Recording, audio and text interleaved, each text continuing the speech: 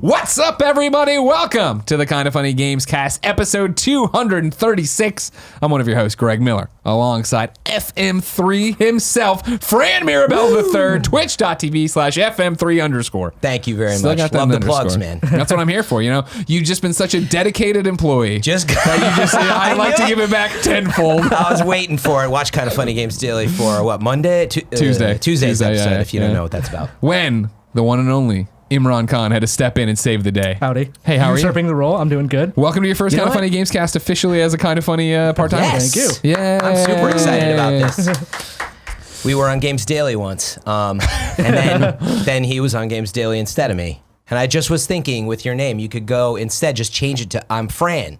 I was thinking that it's was almost there. Imran. It's Imran. So I've been trying to think of like the co-host like duo names because like Imrandria, that's obvious. Yeah. Like a pretty obvious one. Or Andran, I think was one I saw. What about Imran Fran?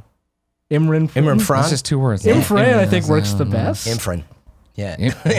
Almost. Imfran. Yeah, that's We'll get there. Fran, Mira, Khan. I don't know. That's weird. See, yeah, it's tough. We'll workshop some names. Imran Mirabelle the First. You know what I mean? There you go. You nailed it. That does just sound like we got married or like fused into one person. Yeah. Yeah, that's how it is. I'm excited though. Tim Gettys has his eyeball falling out of his head again, but he sends his love. Andrea, of course, worried about moving to LA. But don't worry, you haven't seen the last of her around here. Yeah. You boys good? I'm very good. Yeah. Man, playing some games this week? Yeah. You excited for PAX? Is that what it is? What are you excited for? I'm super excited. I'm going to my first PAX ever. Have you been to PAX? I've been for like the last 6 years, I think. I've always, in the background, I always tell people at IGN, I never got to go. I was always like cleaning up messes after Gamescom and stuff like that. Never been. I've heard it's an amazing fan show, so I can't wait to just like go share my first fan experiences. I know we're doing the panel on Saturday, right? Yeah, of course, the Intersite tournament. So the Pear Cup. Yeah, the Pear Cup. Can you bring it home? I hope so. If you have no idea what we're talking about, of course, you can, depending on when you watch this, find out. I wasn't going to promote PAX too hard, but we're PAX this weekend. I got a haircut, so I'm late for the show. Looks Thank great. you. And then I've been playing a lot of Control, which I can't wait to talk about because I was trying to remember what you'd said last week. And man, I think all I remember saying is like, I think I'm going to like it, Greg. I bet you did. And boy, was I right. And boy, is it a problem. It's causing all kinds of problems right now. And Imran, you've had a good week of games? I've had a pretty good week of games. Like, it's always tough to get back into games when, like, you don't feel like playing video games at first. But, like, it's one of those things of, because your job was stolen away from you and you're crying. Yeah, pretty much. Sobbing intermittently. The controller slips out of your hands because of all the tears. I can't hold it. But, like, it's one of those things of, I can finally have time to sit down and catch up on things and do those things. Yeah. That explains why your list is such a hodgepodge. I'm excited to talk about it. Yeah. And that's what we'll do, ladies and gentlemen, because this is the Kind of Funny Gamescast. Each and every week, 4, sometimes 3 best friends gather on this table, each coming to talk about the video games they love and appreciate. If you love and appreciate that kind of conversations, you can support us on patreon.com/kindoffunnygames, where you can get the show early. How early, Joey? That's right, Joey. So early you could be watching live right now as we record it, which means we will have to mute a section because it's embargoed. But it doesn't matter. Then it goes up each and every Friday, patreon.com/kindoffunnygames, ad-free with the pre and post show. If you don't have any bucks to toss our way, though, and support the show, no big deal. You can catch it on youtube.com/kindoffunnygames, roosterteeth.com, and podcast services around the globe each and every Monday for free with the ads. No pre and post show. It's a bum deal. Don't do that. Go to Patreon. Yeah. And support folks like Imran, who now is part of Kind of Funny on Gamescast and Games Daily, right? Yeah. Yep. I'm so excited. Yeah, so we didn't give the whole rambling introduction here, Imran, but that's the deal, right? Of course, we talked about you on Games Daily. You've been with us before for other stuff. Right. From Game Informer, there was sadly the Game Informer layoffs. You were a free agent. We scooped you up. Yeah. We covered this on Games Daily. I assume you all watched it, of course. It was a great episode. Really good thumbnail. I was proud of myself for the thumbnail. Very blue. I was pretty surprised that no one was like, this is a weird thumbnail. Who is that guy? I was like, yeah. Our audience is pretty in tune with the Twitterverse. They understand what a Twitter icons look like. What I tell people, like whenever someone asks me what I do, I'm like, some people, I'm really well known to some people and absolutely no one to everyone else. Yeah. So this helps with that. I can just explain like, yeah, if people post my thumbnails, some people know exactly who I am. Sure, yeah. Everyone's like, who's that guy? Yeah, it's a good point because you weren't on as much video as what you were saying, right? Now you'll be video all the time. Now only video. Yeah. Only? Oh, you're not writing? You heard it here first, folks. He went home and broke all his pens and keyboards. Yeah. We're excited to have you. Thank you for coming on to be a co-host. Thank you for having me. If you were watching this on Monday, it is important to you that you know some more information that I think is cool. We announced this today on the day of recording here, but Thursday and Friday of next week, but if you're on YouTube this week, Imran, you are running the show. Yes. I'm gone. Fran's gone. Tim's gone. Andrea's gone. So I said, who do you want to co-host with you in San Francisco? Because I was like, I'll hit up IGN for you. I'll hit up GameSpot. You, of course, said, I'll do anybody. It doesn't matter.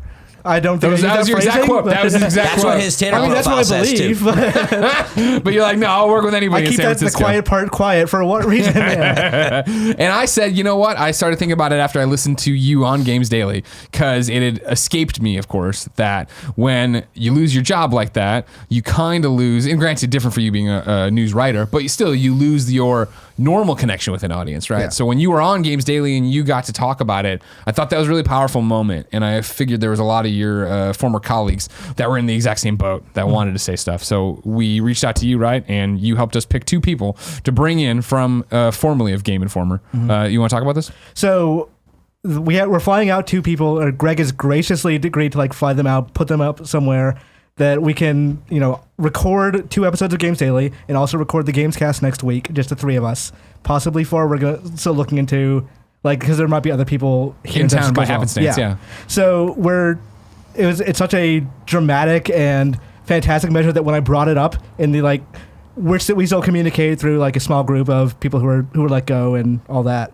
And I brought it up to them and everyone loved the idea so much. That's good. And we're trying to figure out okay, well, this person's still freelancing. Do they want to get in front of the camera? And some people wanted to come, but they want to spend more time with their kids too, Sure. first and foremost.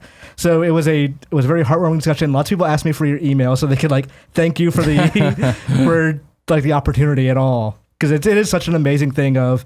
I use this phrasing in emails and all that stuff, but I wanted to show people that Game Informer people are down but not out. They're still in the industry. They still want to talk about video games. They still want to show everyone what they think and that they're still alive here, and that they're still going to keep mouthing off to the people in power and about games they like and don't like and all that stuff. That's great.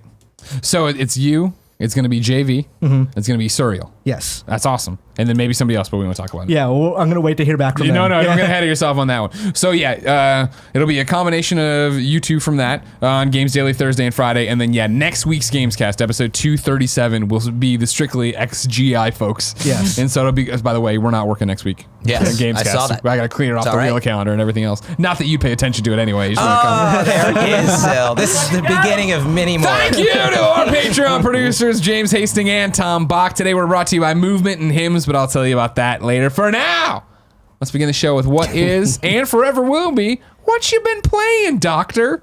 I had the Doctor.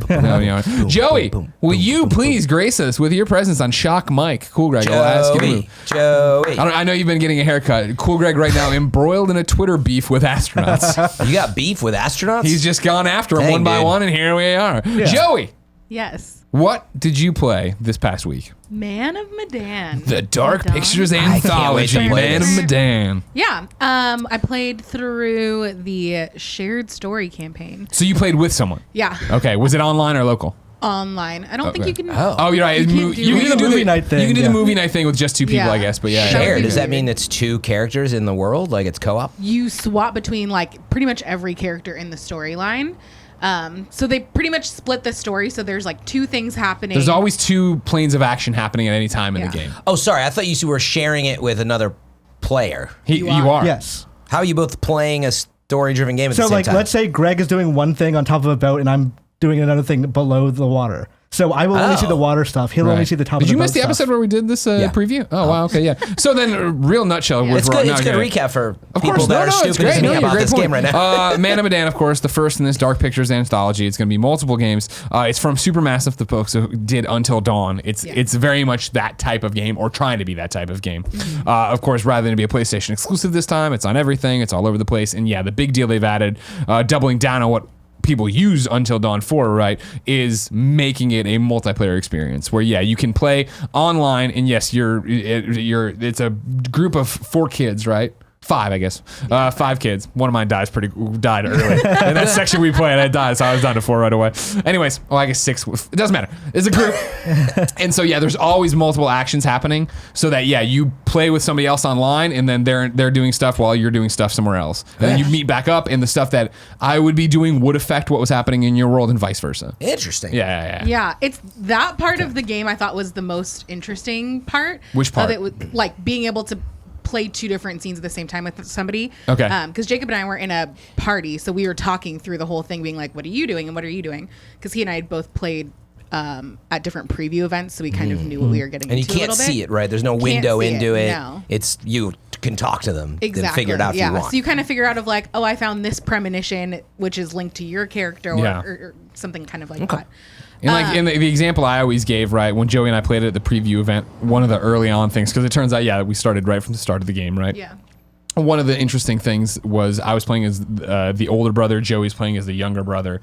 The younger brother went off into like the bottom of a yacht and was like putting stuff away, and my character pulled out an engagement ring and was like, "I want to talk to you about something, bro." And the younger brother thought we were talking about staying in school or whatever. I was clearly meaning an engagement ring thing. So Joey downstairs was answering my questions from upstairs based on it being a school thing, whereas I was asking them based on it being a wedding thing. And we didn't know that till afterwards when we took a break. And I was like, "Well, what did you? Oh my God, no, blah blah blah." Yeah, they didn't let us do voice chat at that preview event, right? Right. Yeah. 'Cause, Yeah. like, I think the person I was sitting across from with, like, didn't like talk to like or speak English anyway. Okay. So it was difficult to. So they're just picking random things. I mean, I think they understood enough to like play a video game. I didn't understand like conversationally. Yeah. But we weren't able to like really communicate, so I had no idea what was going on. And, like, Gotcha. I didn't know see understand until like the 3 of us are playing movie night afterwards.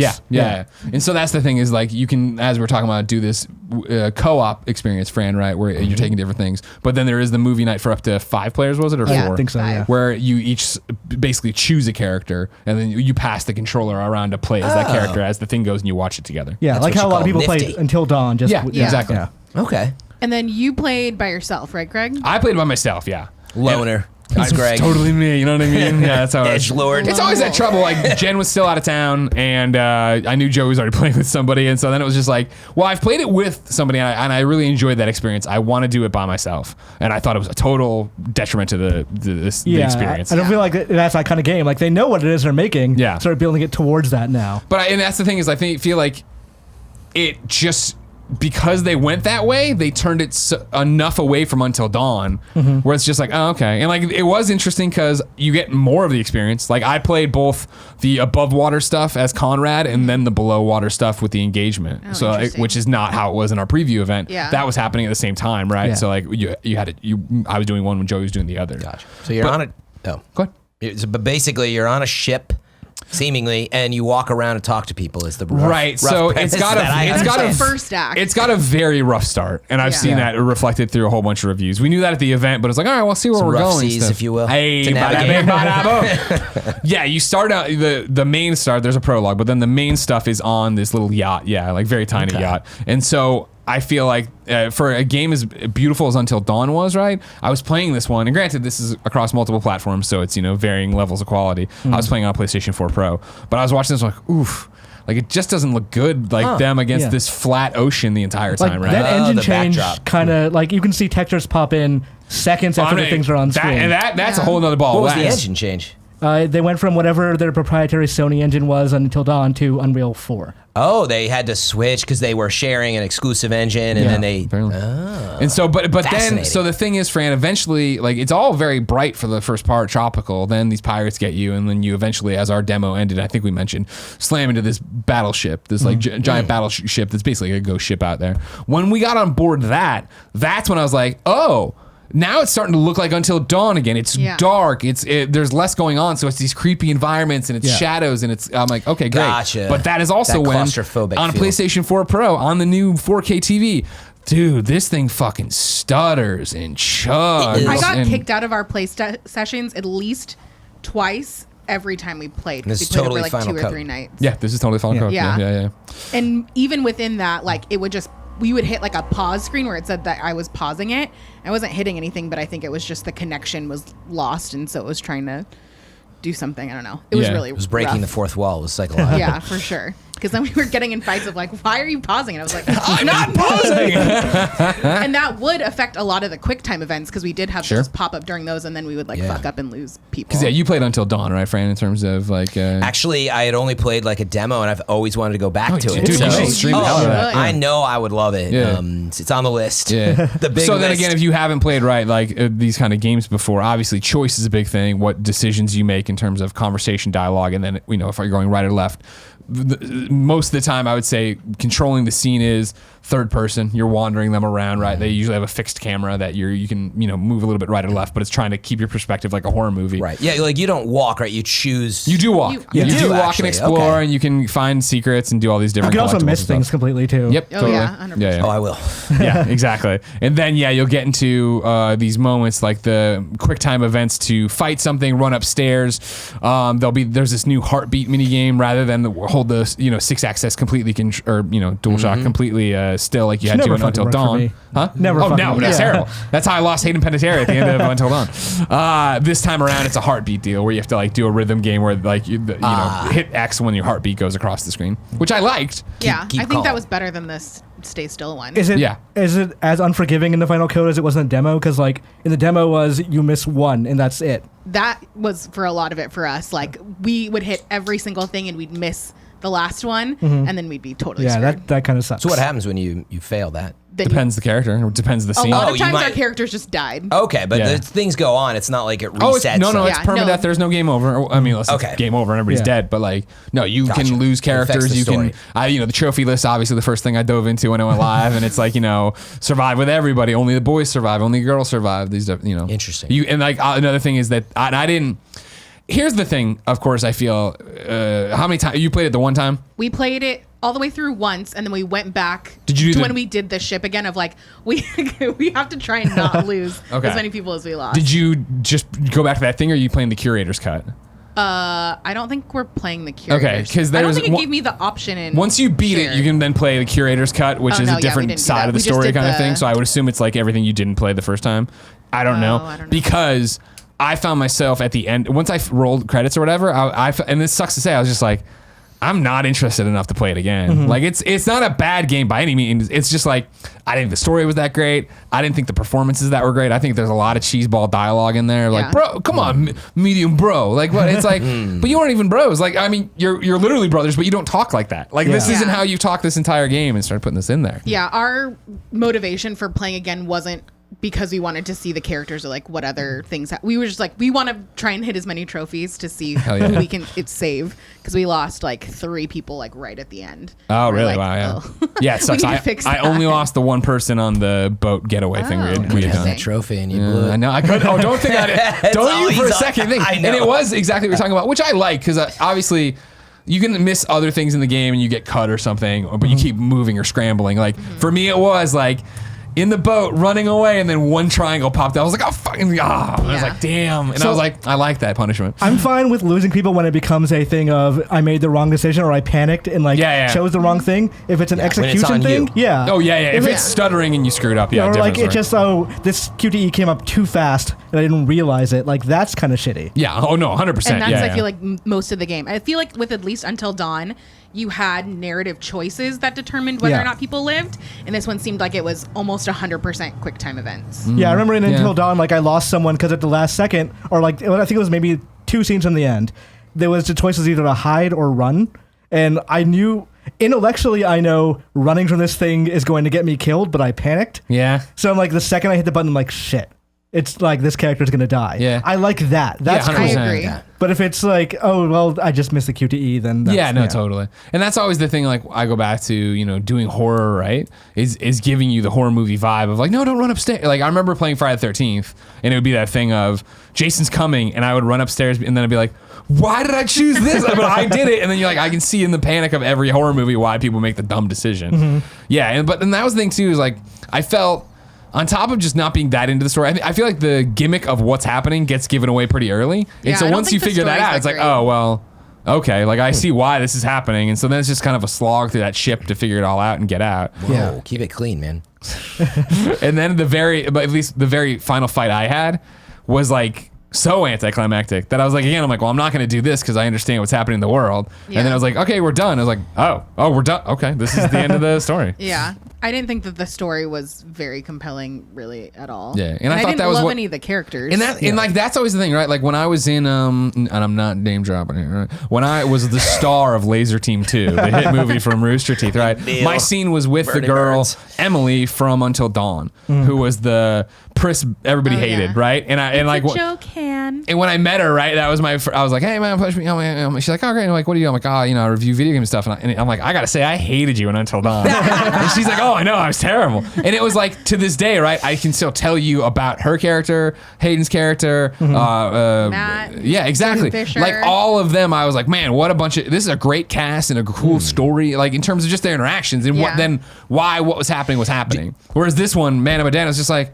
Even all through right. our 1.5 playthroughs, I was like, I couldn't tell you which brother's name is what. It's just the older brother and the younger brother. Exactly, yeah. Let me ask you this. Sure. Do you think you're seeing some of the difference between what happens when Sony helps produce an exclusive title? Or do you just think like the actual setting was maybe not there? Or like why the difference? I when think it it's. was, Well, I mean, like their whole thing here is like smaller tales, right? They're gonna Yeah. do these. What did they say? We were at the preview event. They said They told me they have planned for like 8 titles already. Oh, Yeah. that's right. It's like chapterized. Yeah, they're like It's for a this new- anthology new thing. workflow. Yeah, they want it to be like Tales from the Crypt, right? Yeah. And so I don't think it's. I don't think the story is the fault of not having Sony. I think the performance is the fault of having to put it on everything.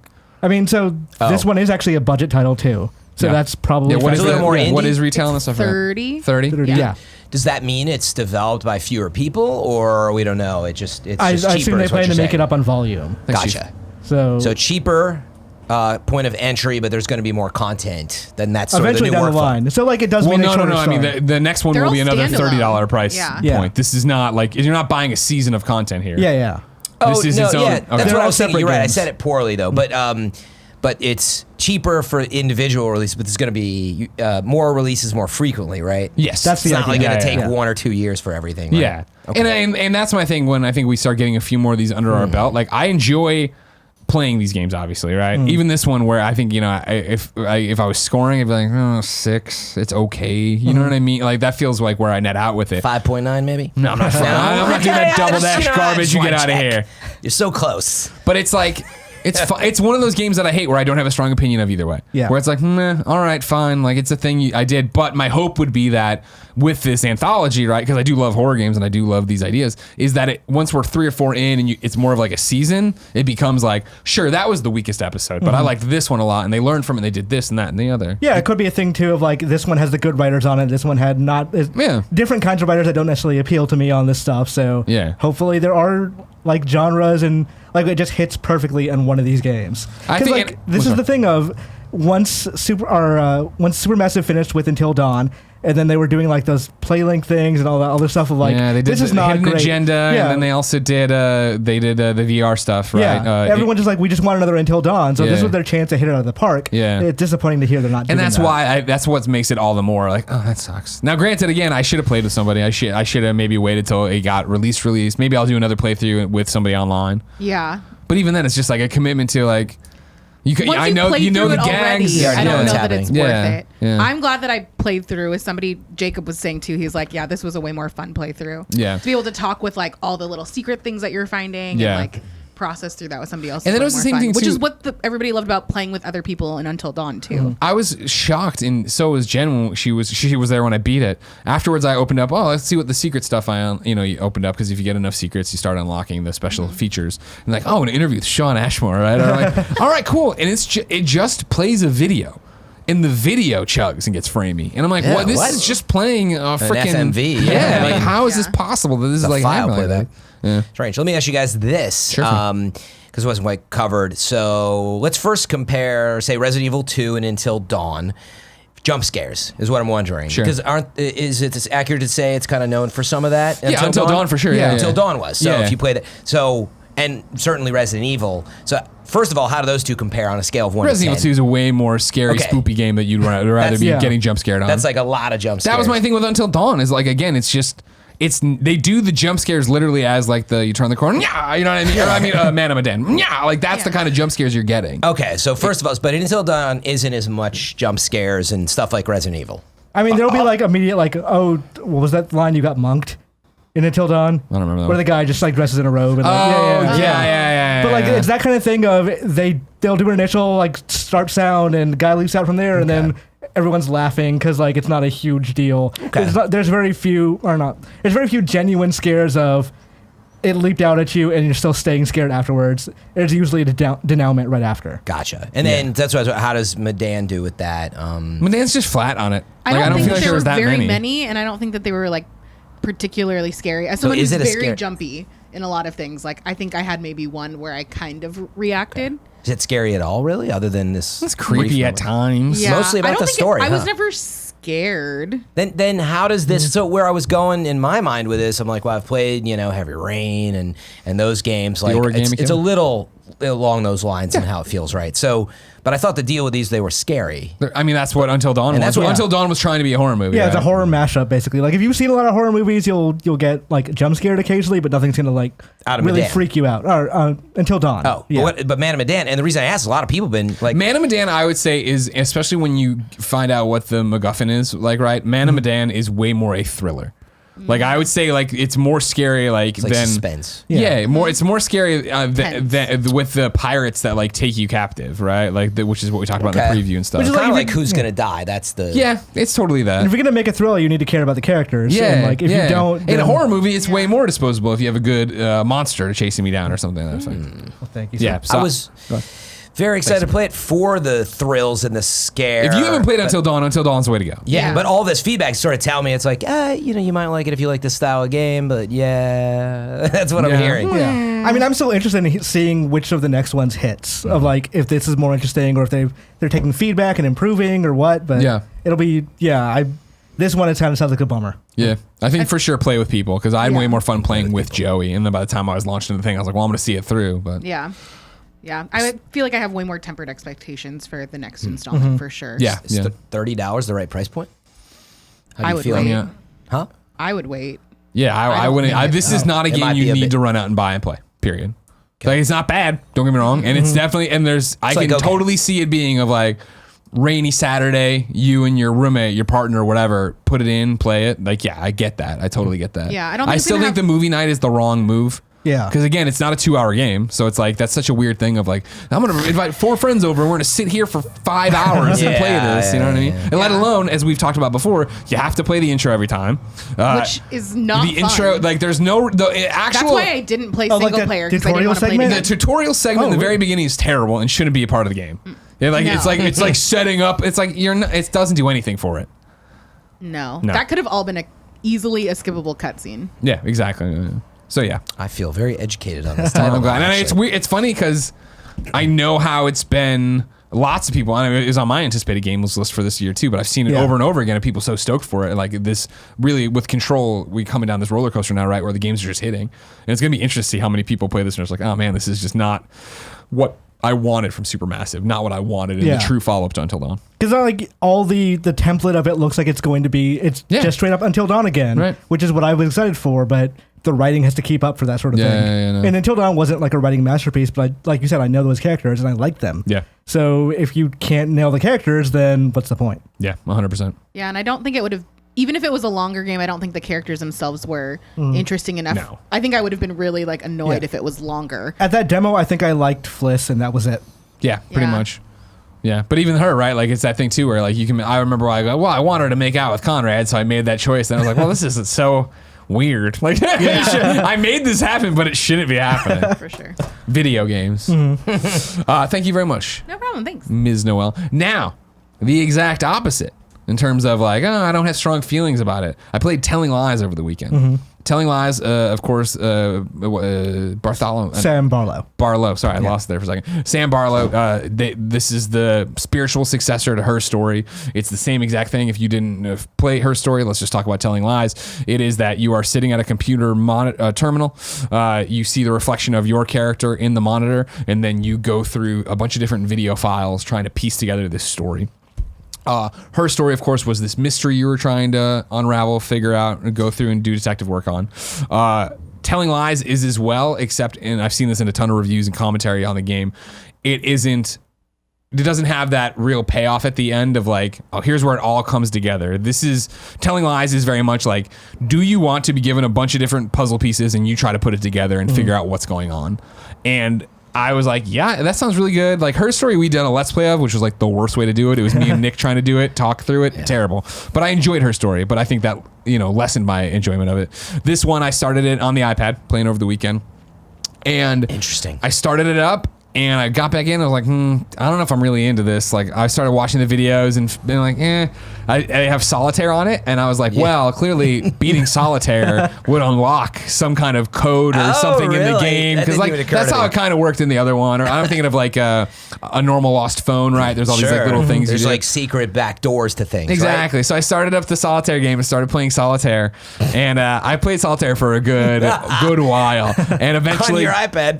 Perfect. Eventually got it where I should have won, but a king was missing, I think. So I had all the cards except this king, and I was like, well, fuck, now there must be a way. So I opened up and I literally had this moment of like, do I really want to do this? Like, I don't know if I'm in the mood for this game. Yeah. And I was like, I don't know. And I clicked on a video, watched it, and then they said something, and I searched that word, and then the next thing I knew, I had this notebook, and I just started, I have all these notes on me just say that I sent this over to Control. After you watched the video.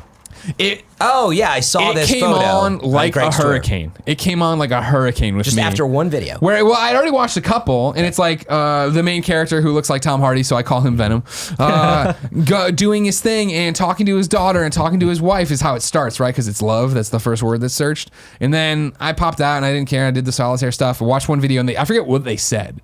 But it was actually, well, I forget what they said. I forgot that I took copious notes. They said organizing group when they were talking about this like terrorist cell. And I was like, organizing group. And that gave me all this footage. And then I'm watching him with a hidden camera talk to, and I'm like, oh, and that's when I went and got the notebook and I sat down at the table and I just sat there. And for the next, I don't even remember how many hours this game is because it's got a timer in it or whatever, how it goes through. I just sat there and played. Interesting. And wrote notes after note after note after note. Actually, Barry, if you don't mind, can you close out of this? Just that. And then, hold on. So there, I started at 3:52 and then can you click on that tweet right there? Get me the time on it. And at 6:14. So it's a few hours. I would say probably for you. 3 hours, right? Yeah, because they figure I played a lot of Solitaire before I took that first photo. So there's like a thing there's like an objective here of a thing that will roll credits on the game. Yes. Okay. So and I didn't understand that, and it's also one of those things I ended prematurely. I could have played a lot longer, but what I did is that I didn't know what was happening. In Her Story, you saw the reflection of your character every so often. Then eventually, there's a big thing that happens. This one. Similar thing, the game starts and your character comes into the room. It's all of this is live action, obviously. Comes into the room, sits at the computer, turns it on, and then you're into the computer and you see her every so often. Occasionally, like your boyfriend will walk into the room and be like, "It's whatever. I'm going to bed. Wake me when you come to bed." This kind of stuff, or have a conversation, or the cat jumps on the computer and like, stuff like that. I was like, okay, cool. These are clear signposting that like time's passing, but I wasn't paying attention. But at 5 o'clock, I guess, or maybe even 5:15 every morning, that's when this thing pops up. So the idea here is that you've been given a hard drive that has this NSA program on it that you started it too. You know this. Yeah. This NSA hard drive that has this NSA program on it that basically has cataloged all the footage from these people's webcams and cell phones, and anytime they've had these things set up filming themselves, so that you can then search by words. Everything's subtitled. Metadata. Exactly, metadata. And so, at 5 or 5:15 or whatever, this thing pops up of like, okay, cool. Do you want to upload everything you found to the net? So you're basically a whistleblower is the idea. Upload everything here and then it'll publish and then, it'll be over. And so when that popped up for me at 5 a.m, I was very much like, oh, I didn't realize, I wasn't even paying attention to the computer clock moving. I did not know there was like an end game that would trigger. And so then it became for me of like, well, I can keep futzing around, or I could upload what I have now and see what happens. Because my thought was maybe if I keep going, they're going to detect me or whatever. Like they're going to come after me. And so I was like, you know what? Let's just do it. I've been playing for 3 hours. I enjoy this game. I'm sure I can play again. So you upload it And that is you start uploading, and it turns out you'll find out after the fact, after you start uploading. Spoilers, I guess, for the end, but not really, because obviously this is not at all spoilers for the story inside of the game, right? Except for the shell to the game. Once you start uploading, that gives the NSA the ability to know that this is happening. So then they come out and try to get you. Right. But you don't know that because you're uploading, and the thing, once it completes, you see the woman use a drill to fuck up the hard drives in her computer, and then it goes live action. We follow her out. The NSA is going like room to room in the apartments. You go upstairs and have a smoke, and then it ends that you did get captured. There's a rundown report that's like, hey, this is the damage report on what happened. This is how we think she got the information. For me, it was like, she only of whatever 100 some odd videos, 100 maybe 70 videos or something like that. She's only watched half. I'd only watched half of them. I only watched some stats. Yeah, I only watched like 74. So then it like pieces stuff together, and there's things written on the paper. So it's even like for me who didn't on my first playthrough get everything or really I guess nail what they wanted to. I thought I nailed what I wanted to know about. There's still a few questions. There's all these notes and things for you to go back and look into more and do stuff. And then right now, when I turn it back on, I can click continue, and it picks up from when the thing popped up. Like, do you want to upload? Right. And it turns out that you can, if you keep playing, spend a little more time. If you keep playing, it'll get to 5:45 and just stall at 5:45. So it'll just perpetually be 5:45 until you upload. Gotcha. So I can, when I want to, I can jump back in and fill in my gaps. There was like a really good Austin Walker tweet when her story came out. He was going through the Steam forums. He was like, he found some guy who didn't understand the objective of her story. Yeah. So he's like, when does the game end? What am I supposed to do? And someone answered him like, oh, well, the game ends when you're satisfied with the information you've got. Yeah. And his reply was, how do I know when I'm satisfied? And like, that's kind of what I've been thinking with Telling Lies, but it's interesting that there's an actual like win state, essentially. Yeah. It's just that win state is definable by you. Yeah, exactly. That's the thing is like for me personally, okay, so as you go through, and again, I'm not going to spoil stuff because that would spoil what's going on, but like you go through, and I think it's a brilliant system for Telling Lies, or for her story, right? You did have to, they said something interesting in that thing. I'm going to go back out now and search for that word, right? This thing, everything's subtitled, and you can just double click on words and subtitle. You're scrubbing and pausing. You can double click on the word that'll then auto search it for you, so you can then find all the stuff right there on it. So it felt way more detective-y. That's why I wanted the notebook this time around, where I was like, I have all my diary of Madman attaching this, and like that's what this person said, and I searched this word to get here, and like how did these go? And I was numbering all the characters, so when they pop back up, I could do it. And if people can't see this, it looks like a amazing. Crazy person. Can you go overhead cam? Do we have It's that the ability? Charlie Day, conspiracy board. But like that, for me, that was a big. I mean, if you're gonna read my notes, by the way, spoilers on who character names and stuff like that. But it was this idea as I did it, right, of like this was the game to me too, right? Where it didn't feel like, how when you play a certain game and you do start taking notes and you do start taking information down, I feel like, well, this is because the game has a bad map, or this is because the objective list is bad. For me, it was like, no, this is how I wanted to play. I wanted to sit there and I wanted to be this nerdy about it. I didn't have to be that nerdy about it and go through it, but I did. And so it was a really interesting thing because it is that game of, well, I know that there's not going to be I found this and it all ends, right? Like I knew from her story that like that wouldn't be exactly how this ends. And you played it all on the iPad, right? Yeah, whole thing on the iPad. Yeah, you're playing on a PC? Yes. How does that feel? Well, I'll save my feedback till after you're done. Okay, cool. It's what I wanted out of that Saturday. Like I played it that Saturday afternoon, had a great time with it, and so I have read reviews since then because I'm now at that point where I'm like dying to know what other people saw and why did he do this decision? Like, how does this work? And looking through that thing and reading reviews on it, I am seeing that whole, it just doesn't have the punch at the end that her story did, or it doesn't, and like the twist. A lot of people keep wanting the twist part of it.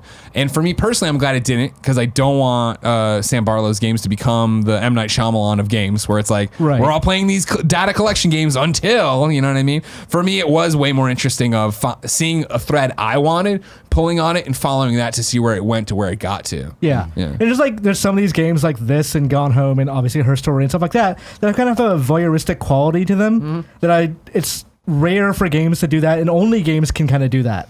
Because like obviously you can have like documentary reality style shows for TV and stuff like that. Yeah. But this is you being intimately involved with a story and people and all that stuff. So it's fascinating to play through those. Like I can't remember the name of the game. It was one of the best games of last year, but the game where you're on a pirate ship. Oberdin, yes. Yeah. Like, I loved playing through that game. I did the same thing you did of having that note thing and like going through there and like, okay, this is this person. These are these things about these people, and I can like pull on that thread too. Yeah. So I I'm actually very interested in telling lies based on your description of it. For me, and like you're saying how, only games can do that, and it's true, and that was the thing of, it is, and I hate this word, but an interactive movie, right? Like I think the thing people are missing from this compared to her story is that the woman doing this on the other side of the computer, right, is just like me. She's just a person who's into this and looking at this information, not like personally tied to the story in some way, shape, or form. For this, it is just like, I'm in there and I'm doing it, and I want to know why he did this. I want to know who that person is. Why did she interrupt this way? What happened? They mentioned this fight. What does that mean? Who are these people? Like, that enough for me is like watching a movie. Instead of them telling me everything in sequential order, it's me going through and piecing it all together. Yeah, but by the same token, it also like that puts it at odds with, like you said, you were looking at reviews. Yeah. It's very hard to review this kind of game because you don't know how that story is going to hit somebody. Yeah. It's entirely dependent on whether or not they find a relatable thing in the story to grab them. And it was at the end, right? I was talking to a kind of funny best friend, and of course, Jen's co-founder, one of them at Pop Agenda, Nick Verge. We were DMing about it because he had finished it the same night I finished it. And it was that back and forth. He's like, I didn't like this. He's like, but what about this? And I'm like, I don't even know who that is. He's like, oh my God, you didn't find this? You need to go do. And it's like, yeah, this is awesome. I love that part of it. Fran, what are your thoughts on it? You're early in it? Yeah, so I barely played it. I wanted to understand. I never got a chance to play her story. We were talking about it. I knew it was going to be on the show. So I'm like, yeah, let me pop in and see. You had said, you should play it on stream. It would be interesting. And I actually didn't know if you were messing around once. No. I would never mess around with you. And I don't mean that in a mean way. It's that this is, in my opinion, when I hopped in, I guess I expected a little more like, gameplay. I haven't played a game like this since, I feel like, decades ago on the PC, of like click on stuff and investigate, and it's that type of game, but it very much feels like if you're in the mood to read a book or sit back and watch something, less so playing a game. You know what I mean? Fair. No, fair. And so when you said what you did at the beginning, which is like, I hopped in, I was like, I don't know if I'm into this right now, and you kind of watched a few videos. That's what you have to allow yourself to do in this game, which I actually didn't quite get there. I did watch some, but just like I didn't like. And sorry, let me finish my point, which was I actually said what you did, which is like I feel like I kind of want to like go do this lie in bed with an iPad or something. It's out on iPad, by the way. I was like, I feel like this is an awesome format for it. It's cheaper on iOS, I believe. It just feels like I always talk about what's your mood when you're playing, and I often ask, like, where are you? Are you on a plane? Or, and that's how I relate sometimes to when I play games. Oh, sure, that's a real thing. So exactly, you're in a mood to play whatever, Fire Emblem versus an online fighting game. It's different for everybody. But anyway, so for this, I started to realize, I'm like, yeah, like this looks cool.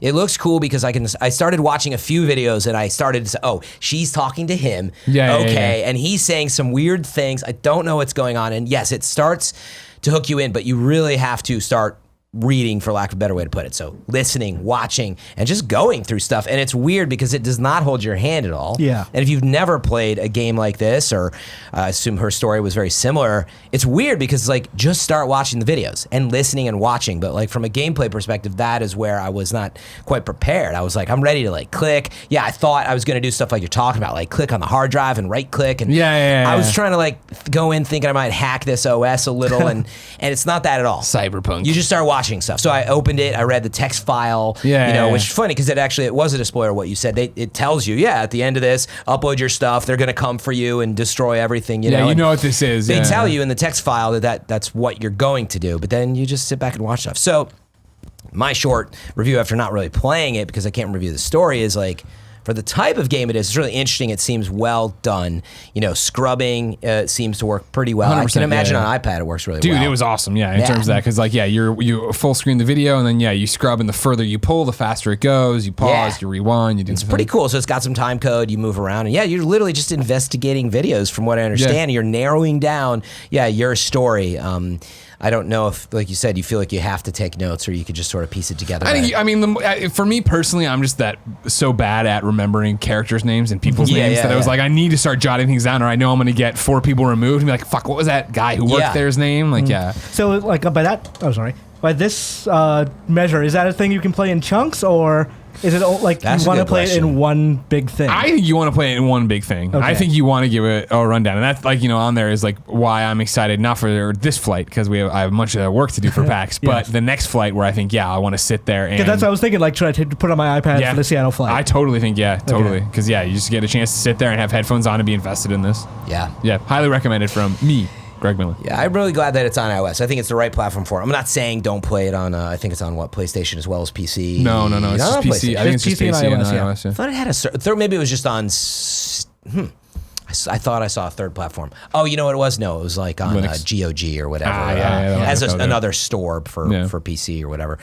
Anyway, it definitely didn't hook me in because I wasn't in the mood to read, is what I will say. But I can see it, and that's what I at least took the time. I was like, like this, if you want to do that. If you're in the mood. If you're in the mood for that type of game. But boy, is it not like, I was saying, it's not like you hop in and it's like, click on these things and there's zero action and I laughed at the streaming thing because like I didn't realize that, and so I booted up and literally I was like reading some text and I was like looking at the viewer counts, and I was like, oh boy, like I don't think boy. And I tried watching the stuff too. See, I feel like it's a fine line to walk. It's an intimate where thing. I feel like Nick and I had such a bad Let's Play or whatever with her story back in the day because it was like, we were reading so much. Yeah. Whereas this, I feel like it's more of a watch along, especially once you get out of the text file. Yeah, there's like, not that much cool, reading. you do it and like, I want to jump to the word fight or fuck or whatever. Like, and you find it and then you start going and then like, wait, and then pause and be like, oh guys, what do you think? You know what I mean? Talk to the chat about it. It saves your search history and your I think it's Vision is what the tool's called or something. Yeah, something like that. But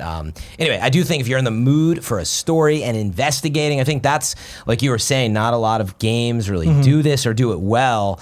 And that's the role play of it, is like if you can, like you said, you see your reflection as this woman who's investigating stuff, and you really kind of get into that vibe if you let yourself. But I feel like dark room, lean back with an iPad, that's the right format. Hell yeah. Or dark TV on a couch, but like sitting in front of your computer while you're live streaming, at least for me, did not work. I got immediate anxiety. Remember, you have a bunch of like your audience, right? Your Twitch audience, a bunch of cretins. You know what I mean?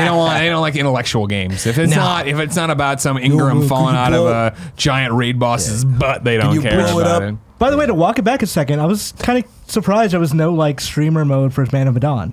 Like that seemed like an obvious thing to do, right? Yeah, have like the audience vote or have that kind of thing. Yeah, that's strange. You mean interacting with the choices? Like our voting and just being like, okay, this is what we want you to do.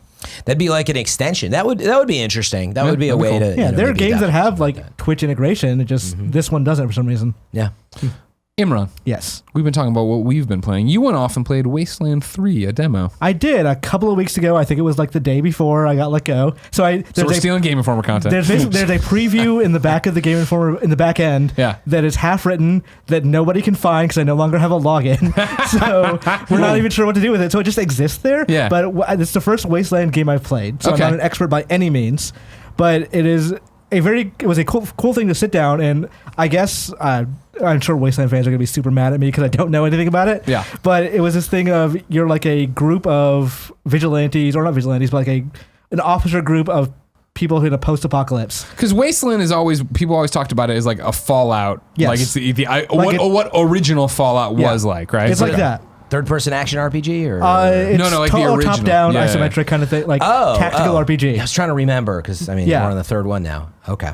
So it was like I had this group of people, and they would we're going in here, we're going to go investigate this area of like dissidents or like rebellion or whatever, because we're looking for this one guy who's kind of crazy, and his father is telling us we need to take him down and like bring him in. So they were telling me like, oh, well, you can come in, you could take a back way or come in fairly diplomatically or kind of stealth your way in. I didn't understand the controls at first, so I just kind of like jumped in and got seen immediately. So in doing that, you end up with these AP points that you can attack enemies or bring your giant ass van in and run over enemies and do all that stuff, and slowly like work your way through this dungeon or dungeonous type area and kill enemies as you go. And it's just like, I'm not going to tell people, tactical RPG fans, what they already know, because it's a third Wasteland game. They know what they're talking about. But for me, as someone who's never played those games, it was a very cool experience. I think when it was Wasteland 2 came to PlayStation, I want to say even Vita, but it might have been PS4 or 3, whatever. That was the one I was like, I love Fallout. I never played the originals. I'll jump into this. Everybody says this is better than the current Fallouts. Yeah. And I remember jumping in and just being like, oh, This is this dense. this is not the game I thought it was going to be. Yeah. Yes. But so they are actually making it a little bit more Fallout-like in some Okay. ways. So not necessarily like by structure, but when I ended up confronting their leader, he is a kind of crazy Joker-style guy. Sure. That he was like, it went to a 3D thing of his character model and like voice acting, and he was like patting a guy in the back who he's torturing, and he pats him so hard the guy's head falls off, and he's like, whoops. And then you can talk to him and give options for dialogue and all that, and eventually you kind of come to an agreement that, hey, why don't you just join us? Like, if you're crazy but you're also pretty strong, so Yeah. you could just join this group and be like a cop, basically, a post-apocalyptic cop. Okay. And he's like, if it means no jail, then sure. Like, we're not going to fight. We're not going to do any of that. We're just going to join in. So I like that idea because, like, at the end of the thing, the developer was telling me, yeah, the guy's dad's not going to be happy about that. He sent you to do a job and you didn't do it. Yeah. So you'll probably not get as much funding or whatever Okay. from this job. Okay. So I found that idea super cool. Yeah. I'm probably going to play that game when it does come out. Okay. But I did play that demo, and it was the same as the Gamescom demo, and I think the backers got the same thing as well. So as someone who's never played a Wasteland game, I'm probably going to try this one whenever it comes out. Awesome. Yeah. All right, cool. What do you think, Fran? You were watching I was something double you played checking. Yeah, it's funny because I'm remembering more about it now. So it is all real time combat. Well, I mean, it's turn-based. Oh, it is Yeah. turn-based then. Okay. So, like, you have points to spend, but, like, you're walk around, and, like, you can choose a character you want to move around at those times. Okay. Yeah, I was trying to, like, when I was looking at it, I was like, wait, is it? Yeah, the video wasn't working. Okay, yeah. So it's more turn-based action RPG stuff. Yeah. How do you, like, what's the upgrade progression path, you know? So it's like, it seemed everyone had skills, everyone had, like, experience that you could, like, apply to things. Like, I had one person who was a sniper that could just shoot kind of the VAT style thing of, Yeah. well, this guy can pick apart a certain enemy. So, for example, there were bears. So I shot the bear in the head, and that immediately just killed the bear. So I'm like, okay, that makes total logical sense. But if you're trying to shoot somebody with armor and you're not paying attention to where they're armored, you just Right. assume like, okay, well, I'm going to shoot this guy in the head. It didn't work super well. So I just kind of wasted that shot. This wasn't a great idea. Lesson learned, exactly. Okay, so you're in. I'm that in. got I'm- it for you. Yeah, I don't know. I know one of the previous games were recently ported to Switch. Maybe both of them were. So I'm kind of hoping this one is as well because this was like a great place to play it. Yeah. Performance-wise, who knows? But Is it right now just PC or is it? all- right now it's just PC, I believe. Okay. Yeah, I was going to say, I believe all the Wastelands, for the most part, have been pretty well received. Yeah. No, I think it totally. was much That's why when it came to anticipated. PlayStation, I was like, I've heard a lot about this. I want to jump in. Yeah. And it was just yeah. too nerdy for me at that I time. really want to get into this like And renaissance. I'm a huge of, nerd, you know what I mean? There's renaissance of old RPGs and tactical games of like we're gonna bring back the old style BioWare and like Fallout style. All that's like we're gonna bring those kinds of games back. Yeah. I've not gotten into any of them, and not because. Honestly, it is for lack of trying. Like, I've owned Divinity Original Sin 2, which I've heard is one of the best RPGs of all time, period. Yeah. And I would love to play that game. It's just a matter of taking the hours Yeah, to it. totally. I was the same way where when I played it at Judges Week last year, I was like, holy shit, this is awesome. I'm gonna wait for it to come to PlayStation. And then when it came to PlayStation, I turned it on and jumped in and I was like, all right, it's all turn-based. Like I want I was looking for like a Diablo right now. Yeah. I'll get back to this and I never got back I to heard it. that game has like a really good co-op mode that I want to try out. That like you and your co-op partner can like do different things and like walk around and make different decisions in the middle of a town, then come back together and like talk about those decisions as characters. Huh, okay. And like then you could overrule your partner or you could lie to someone about what your partner said. It sounds interesting. I just need to figure out like sounds like a very good husband-wife game. Yeah. When you're around each other all the time. Yes. Of course. Yeah. Imran, you played this Gamescom demo. I played some Gamescom demos as well. And I'll tell you guys about them after a word from our sponsor. What? Thanks to our first advertiser, Upstart. As most of us have found out the hard way, getting into debt is easy, but getting out is hard, especially if your FICO score isn't that great. Thankfully, now there's Upstart.com, the revolutionary lending platform that knows you're more than just your credit score and offers smarter interest rates to help you pay off high-interest credit card debt. For example, when I move in San Francisco, there's always all this stuff that I need for my house, and that's going to rack up a little debt, and now Upstart is a great way to smartly pay that off. Upstart goes beyond the traditional FICO score when assessing your credit worthiness. They actually reward you based on your education and job history in the form of this smarter interest rate. Upstart believes you are more than just that credit score. They believe in you, and they understand that there's more to it. They make it fast, simple, and easy to check your rate in just a few minutes without affecting your credit score. The best part, once the loan is approved, most people get their funds the very next business day. The next day. That's super fast. Over 200,000 people have used Upstart to pay off credit cards, student loans, fund their wedding, or make a large purchase. Free yourself from this burden of high-interest credit debt by consolidating everything into one monthly payment with Upstart. See why Upstart is rated number 1 in their category with over 300 businesses on Trustpilot, and hurry to upstart.com/kindoffunny to figure out how low your Upstart rate is. Checking your rate only takes a few minutes, and again, it will not affect your credit. Again, head over to upstart.com/kindoffunny.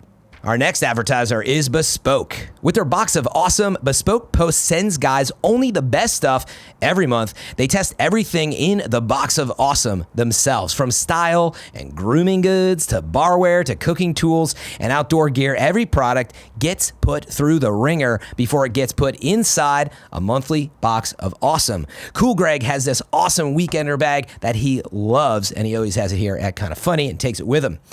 To get started, take the quiz at boxofawesome.com. Your answers will help them pick the right box of awesome for you. They release new boxes every month across a ton of different categories. It's free to sign up, by the way, and you can skip a month or you can cancel anytime.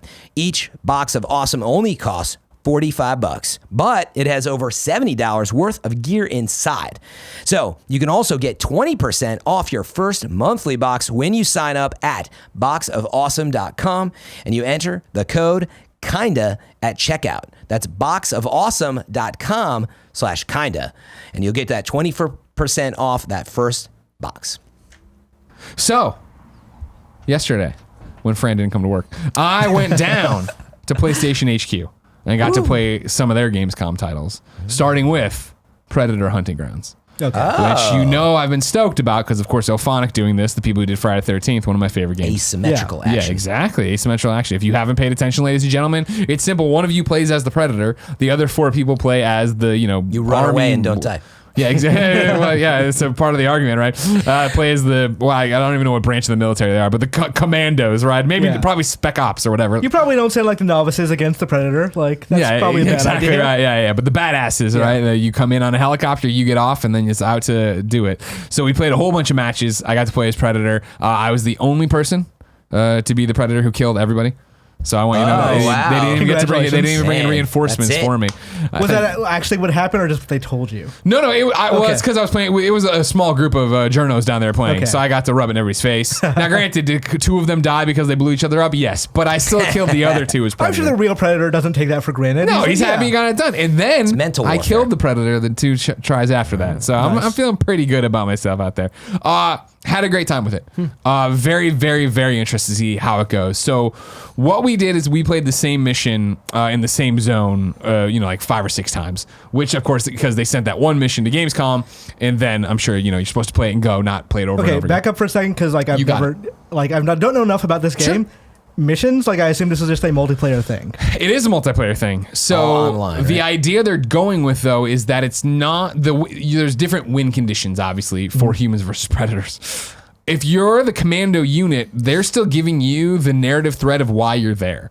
You're not there to hunt the predator. It's like the movies. You're there for something else. So when you're dropped in, like your helicopter lands, you're given a mission. Our mission was that we were there to disrupt this guerrilla communication. So the idea is that we were there, we were going to infiltrate this enemy base, hack the computer. Of course, you hack the computer and the solar panels go down. So there's 3 things we have to run out now and fix, then come back, get the hack going, run to a different guerrilla base, upload the virus or whatever the hell it is, then exfiltrate, right? Get the hell out of there by the helicopter. So that's your mission on paper. There's enemy NPCs out there. There's like dudes running around. It's very funny. They told us like, of course this is an 80s action movie, so they have the intelligence of an 80 action movie villain. Sure. So they stand around red barrels. You know what I mean? Like when you see them. They're not meant to be the threat, right? They're the ads. They're the thing that are there to you're killing and they're giving you distracting you, but they're not meant to be the real. Like you shouldn't be getting killed by an NPC when you're 100% of health. It's the fact they're there to distract you or give you a challenge while the predator's making his moves and doing his little thing. disruption. Exactly. So as the human team, you can win by completing the mission, getting on the helicopter, getting the F out, right? You can win by, you guys find the predator, you kill the predator, it's game over, you've won the thing too. Yeah, and if you haven't played Friday the 13th, right, it was similar. I don't recall there being multiple missions. Maybe they added that. But Friday the 13th had no mission structure at all. Yeah, that's why I was confused. Exactly. I played that game for like Friday the 13th rounds. was Counselors versus Jason. The idea was either to survive, get the but cops you had to there. get out. That's what I was going to say. Yeah, the cops got there. You had to get there. You could survive just, I think, making it till sunrise. That's right. So, yeah, you had a couple. But the main objective, ideally, I thought, maybe it's because it was more points, but you put the batteries together. You find a battery. Yeah. You get in the car. Get the car. Get everybody get the boat. in the car. Yeah. Whatever it was, and get out of there. But, meaning similarly, it sounds like this concept is similar. Right. You're more offensively powered here, obviously. Counselors were just meant to run. With the Predator, you can kill the Predator. You can fight the Predator. Like, it's tough, and they want it to be tough, but that is an actual playstyle you can go for, which was interesting too, because again, as we were passing controllers and everybody going in there, like one of the people who had joined the demo late got his Predator after me, and it was very much that thing of like, shit, guys, he doesn't know how to play Predator. Like when he showed up, usually it's like fucking scatter, get away. Yeah. But it was like, do we want to try to circle up and kill him? Like, you want to just get him that way? And so that's the fun balance around it, right? Where so that's how the humans can win. Predator wins obviously by killing all of you, right? Just eviscerating everyone, destroying them. However, also if Predator takes enough damage, just like in the movies, he can pull up his personal computer and set off the nuke. And so if you kill people, if you kill everybody with the nuke, you also win, even though you die. Like it's like there's a different way to. Oh, if they're in a radius. Exactly. There's a thing to run for. Option. Yeah, exactly. You didn't win victory, which seemingly would keep people from grouping up too often. And that's it's right. Yeah. And that's one of their big things is in the beginning when you get there, like Predator, if you remember the movies, he has Predator vision, obviously, right? He can see heat signatures. As soon as you get there, exactly. As soon as they get there, you look at the ground and you slather the mud on yourself, and that takes you off Predator's vision. That only lasts so long, so it was this thing of we'd get into combat, we'd be working the thing, Predator would show up. When Predator shows up, he's up in the trees usually, right? If you see him up there and you aim down sights at him and click on the right stick, you can tag them for a little bit. They'll be a Predator thing. But what's awesome about it and really adds to the frantic nature is like you have to be dead on. It's not like be in the vicinity of Predator, because if you do that, it was awesome when we'd be playing and somebody would be like, oh fuck, Predator, and you look and you just see the go there ping system just going crazy because they're trying to target him, but they're just dropping the yellow ping go to that. So it's like he's somewhere in that vicinity now, but you don't know how fast he's moving and what he's doing. Okay. So there was that pandemonium, and then I'd run away, and then I'd put on the mud, and then I'd be like watching. I'm just camping. I just want to survive. I'm letting them fight Predator. Can I get in a cheap shot on Predator? All this stuff. Now the truth is exactly. Everybody knows how I play these games. You know what I mean? I'm camping like a motherfucker. The vulture. Exactly. And so in the beginning, it's all about stealth, so you don't give away your location to Predator. Then Predator will show up. Then it's about fighting him off enough so that he has to go heal. Because as you're shooting him and hitting him, right, he's doing that the green blood, and then you can track Predator, so he's got to run and give him stealth stasis. When I started playing as Predator, you have Predator vision. Once you run to you're on the start on the ground, you run to the base of a tree, it highlights red, you can hit it and that'll send you up, and then from there you're going branch to branch, and it'll show which ones you can go to. You don't have to worry about hitting X or anything. It's just you just run in that direction, you're automatically running through the trees feeling super powered. How is that traversal? Because Friday the 13th was a little stiff. I mean, part of that was called the 80s vibe. Well, I thought Jason it was too. Yeah, right. How does this feel? Leaping tree to tree. Feels good. Sounds like it could be a technical problem. Well, no, I think again similar to what we're talking about in the opposite way with Medan, right? I think this one speaks to how great it is to have this on just PlayStation 4, right? Where it is cool. Here's one system to worry about. Here's how it should feel. This is a 2020 game. The mission I ran and the traversal for Predator up there felt great. It was. I got to get used to it, right? There was that moment of when I'm shooting people with the plasma cannon or whatever from up there, and I'm like, oh crap, I got him. How do I get down? They're like, go get the skulls. I'm like, how do I get down? They're like, hit circle. You have to learn. Yeah, exactly. It's that little stuff, but it was more My concern was more of once I was in the trees, am I going to be falling out of them? And that wasn't the case. It was you're running, you're going. I'd give away. You have an energy meter that is using your stealth camouflage when you're up there. So that would be going, and then like when they found me and they shot me and my energy ran out and I had to run away, it was like, right. Am I screwed? No, I'm going to be able to get away. I'm actually going to be able to get away and figure this out as a noob who doesn't understand how any of this stuff is. But sounds fun. It's great. And that's the thing is I'm obviously. I need to see more missions because it was, our 5th one in a row on the same map. They were very clear. What's like the variety, right? They're like obviously we're running the same mission right now, the same objectives time after time. When you get retail game, it's going to be that even if it's the same mission back to back, objectives have swapped. They're not in the same location. It's not the same because like this was very much like when I was Predator. He's like, all right, cool. Like that's the way the first point's going to be. So go that way, right? Like they're that trying can to kill an asynchronous game like Totally. Evolve. Like it was so repetitive. Like the first match is like, oh my god, this is amazing, and then 10 matches later, like the last 9 matches have been the same. It's been like, oh, it's been fun, but I'm not doing anything different. Yeah. So like, hopefully they nail that. And so that's the when I came back and I was talking to Nick about it, who's a big Predator fan, he's like, oh, is it like Evolve? And I was like, how do you know about Evolve, Nick? But I was like, no, it's not. Like you start as when you're the human class, right? There is I was assault every time, but there's a sniper class and there's whatever. But it's not Evolve of like, remember it was like, I'm the medic, I'm the guy, I have to make sure I drop this shield on them, and you have to make sure you use this, otherwise this isn't fun. Like it was very much that I think everybody can get in there and use the class they want to be and like work together, obviously, but also so like more kind of Monster Hunter, I guess. Yeah. Sure. Yeah, exactly. Yeah. It's gonna be interesting to see how it evolves because like for a first taste of it, I was super into it. Obviously, I love Friday 13th. I love Predator as well. It has that like. Not techno, but like what electronic like soundtrack to it or whatever when you're in the helicopter and come in and get ready to fight. Like, is it like you saying it's like synth? Yeah, soundtrack. That's right. And then of course too, like when you get killed, it's permadeath in the game. But similar to Friday 13th, where you could call in Tommy Jarvis, you can if you guys last long enough. There's a reinforcements mission you can do to do that's like a sub objective that then everybody who's been killed gets to come back as a reinforcement and play again and play in the same thing and go. So it was cool. I liked it a lot. Yeah, it sounds cool. Yeah, what I didn't talk about, Predator can pounce off of stuff and nuclear stuff. He's got 2 med kits he can use up in the trees. For a first taste of it, I was super into it, super stoked for it. Cool.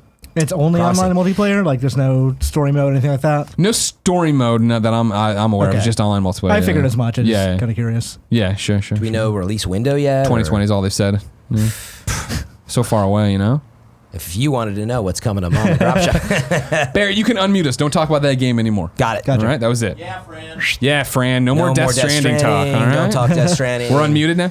Yeah. All right, Baby cool. So rocking. at this PlayStation event, the other 2 games I got to see, and I'll keep it short on these, was Medieval, which my Medieval experience was playing it, I think, in Walmart, maybe Kmart, on the PlayStation 1 demo rig all the time, and thinking it was cool. So I came in with whatever. Medieval's here. I know Kevin's like the only person excited for it. Like, playing it, I was like, oh shit, like this actually looks really great. It plays really well. I mean, for a remaster, or not even a remaster, what a rebuilt, remake, whatever, remake of a remake, PS1 game, right? But it's got a whole bunch of TLC in it. It's cute. It's got that Halloween vibe.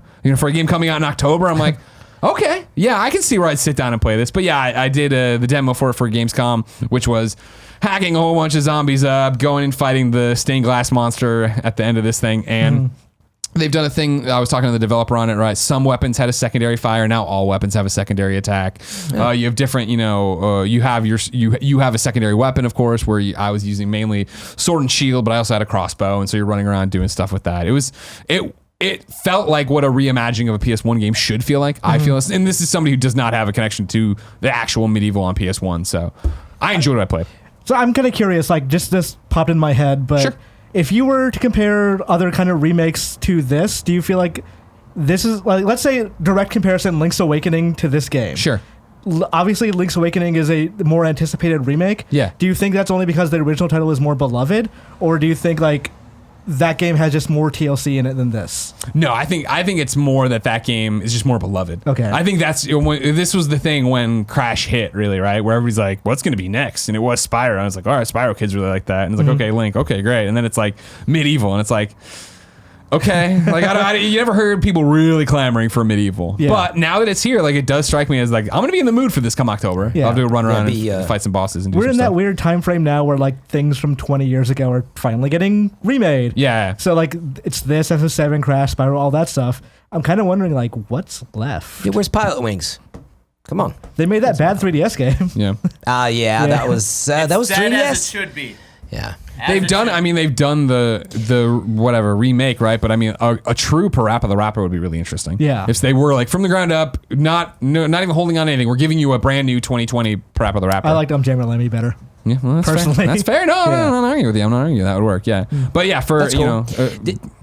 Oh, sorry. I think my big question was if you didn't know what Medieval was, you never played it, had no great question, sentimentality yeah. for Yeah, it, and now go in and just play it as seemingly like action adventure, right? Yeah, Is it totally. Slightly isometric-ish, like. It's not. No, I mean it's following your eyes. It's third person. It's third person. It is like action. pretty close up. I couldn't remember if it was a little more tilted. Well, they up have there. now a Dan cam you can hold to bring it down. It's a little bit looser than that. It's a little normally. higher up as a point. Yeah. But anyway, you're just kind of in a 3D world going around, Yeah, like running hitting around, stuff with smashing swords stuff, and collecting stuff. getting to the end of you the see level. a green hand, so you have to find the green rune. You bring it and you get it, and that opens the doorway So and lets you go. with that in mind, how does it play? Moment to moment. How does it feel? If you remove the sentiment. I mean, well, I don't have any sentiment, like I said, really, right? Like I But was. you know what it is, so you have that context. So I feel like it feels probably a bit looser than what you'd expect from a regular third-person one, right? Of like, I little felt the dated. camera was a little bit more bobbly than I'd be used to, than I think you'd be expecting. But again, I was also on you know how it is these demos where I'm literally TV's here and I'm playing here, all right, cool. Like I think it's not going to be a detriment to it. So it feels a little dated mechanically, but Well, I mean, because I think it's trying to be a modern PS1 game. You know, I think that's what it's trying to accomplish. Is what well, it's funny. We sets out talked to do. about. I mean, it's a different type of game, but Bloodstained went through this in our conversation where it was like, I don't know, like it feels like why don't they have all these other moves and modern moves? And for that one, it was like no, they want to stay true to what it was. Right. And so I don't know if it's sort of that or I mean, remakes are always kind of fraught with that problem of do we change too much and piss people off, or not change enough? It doesn't feel modern. Like FF7 remake has been feeling the heat a little bit from fans. It's like, well, this is not FF7. It's just a new game with that same story. Yeah. But I guess what I think about most is 2D games work really well for this because they are sort of locked into that style. It's a mood. It's really nice artistically too. It doesn't feel this is different. So again, just like looking at the game, you're like, yeah, it's fun. Like Yes, I had fun with it. Okay. And that was my thing. It doesn't feel too slow or that. No, not at all. Yeah. I mean, it feels like what it is, right? Where it is a third-person action, not mascot thing, but it feels like you can feel like, this reminds me of how I'm fighting things like how it felt to play Ratchet and Clank. Yeah. Of running around and I'm beating on everything, right? Like, and it's to your point of like, I felt with just the sword stuff, like, I could have used a lock-on button, right? Like, I feel like that would have been more easy. But then again, the secondary attack is a spin move, right? So it's like, well, I should probably use that more. I should probably work that into my repertoire rather than when I'm just hacking at stuff. Right. Why is it not doing exactly what I want it to? But then it is like I'm saying, modern PS1 where they're like, we don't have boss fight checkpoints. Like you're fighting the boss, and if you die, you got to run back to him and get back in there and do it because they're like that was important to us, right? In terms of maintaining what Medieval was. And I think it's fine if they had like that's one of the things I'm never going to complain about. yeah, I know. Me neither usually, but it was like the stained glass man I fought wasn't bad, so I was like, whatever, no big deal. Do you think there's like a clamor for Medieval in modern day? I don't, and that's. I remember when PlayStation All Stars dropped, and me and Colin on Beyond were like, "Wow, man! Well, they got Sir Daniel Fortescue in there. Clearly, they're getting ready for a Medieval thing." And everyone's like, "Are we? Are we getting ready for a Medieval?" Nobody gave a shit. And so, again, I think it's gonna be interesting. I don't see it selling gangbusters, but I do think based on what I played, I'm suddenly interested in playing it. And so if that's the thing of when it drops in October and it's like you're in the mood for a Halloween-y game of running through the graveyard and smashing up these things, and it's got a bunch of fun voice acting, and it's got a cute little story, and there's a bunch to unlock and a bunch to do, and is it simple from what I played? Sure, you know what I mean? It is a PS1 game where it was like, I ran ahead and it's like, oh, I need the green thing, and I turned around, I'm like, I thought I explored really well, and I turned around and ran back, and sure enough, one of the mausoleums I you passed, had to turn around. Exactly, it's sitting there, and I was like, that's actually kind of cute. You know what I mean? I haven't had a game do that to me in a long time. I'm like, no, it was here. You just wouldn't have thought to run for it. Turn around. Exactly. Boarhead. I'm To interested. give my 2 cents on if people are clamming for this, I predict this will be one of those weird ones where it'll do really well in the UK for like a month. Like same with Crash, same with Spyro, where like both of those games did really well over there for like a couple months, and Crash even longer. But yeah, like this was definitely a game that I think they're doing this remaster to aim at people my age. Yeah. And I feel like Do you have a soft spot for Medieval? Fuck no. Okay. This is like, and like my core friend group who like are all into these types of games from our childhood, like none of us have talked about or shared love about this game. So I also think you framed it under Halloween's coming, you know, Yeah. it's an old Sony IP, what's next, you know, it does feel like an easy end of lifespan. You know, we haven't done anything with it. We've been talking about it as a studio probably for whatever, 7-8 years. Yeah. And it's like, you know what, it wouldn't take that much work. It'd be a great hit for the end of the year because frankly, we're transitioning to PS5. And so I think it is an IP they have, and maybe it's the question too of like, let's just do this. Maybe we want to work on another one, right? I mean, we live in a world where NAC exists now, and that's the thing. So like, why not Medieval? Why can't that be, you know, a sequel-driven IP for them? So maybe this is also like Yeah. a soft touch. And You never and see know where it what's goes. going to hit. Yeah. I honestly think, I do feel like if people... Good for kids too, maybe. And this is, again, I'm obviously doing that thing where I'm coming off a preview event, so I've played that much of the game, and I'm like, I had a lot of fun. Maybe it falls apart, and maybe the bosses are really annoying later on. Yeah, or just a something. preview. Based on what I played, though, if they maintain that throughout, like this is a game I will make time for in October. I think it'll make sense to be there. And it does, I don't know, again, as somebody who doesn't have like a strong, medieval feel for it, I think it's got a shot at actually turning some heads if it's given that same chance. But October is a competitive time. There's a million different games coming out. Like, are people going to make time for medieval? Like if you have a Switch and a PS4 and you can buy one game, like you're in a Halloweeny mood, would you buy that or Luigi's Mansion? Honestly. Oh, man. Yeah, right. That Buy great point. Luigi's Mansion. Yeah, me too. No, I would too because I have a soft spot for Luigi, obviously, right? And I love Luigi's Mansion. Great Fresh Ghostbusters new game. It's looking good. I'm trying to figure out if they've set it priced yet for medieval. I would Oh, yeah, it's a good assume point. Remakes are usually cheaper. Yeah, that's what for I was them. thinking. Can you huh? pre-order it on the store, just like PlayStation Store, Medieval? Yeah, I know how the PlayStation Store works, Frank. You know, there's $30. Yeah, that makes As sense. he types Yeah, it yeah. in, he That's gets the logical. answer, right? Yeah, it's hard how that works, right? You know what I mean? He's out here on IGN trying to it figure says- it out. I mean, no, I'm just kidding. I was on Wikipedia, sir, and Polygon. No, it was.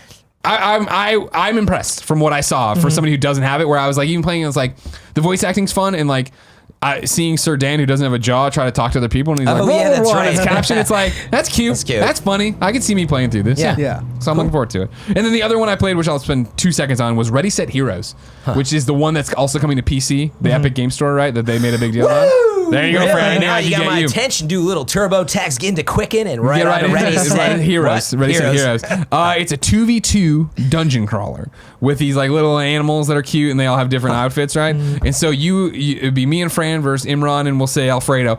And you both start.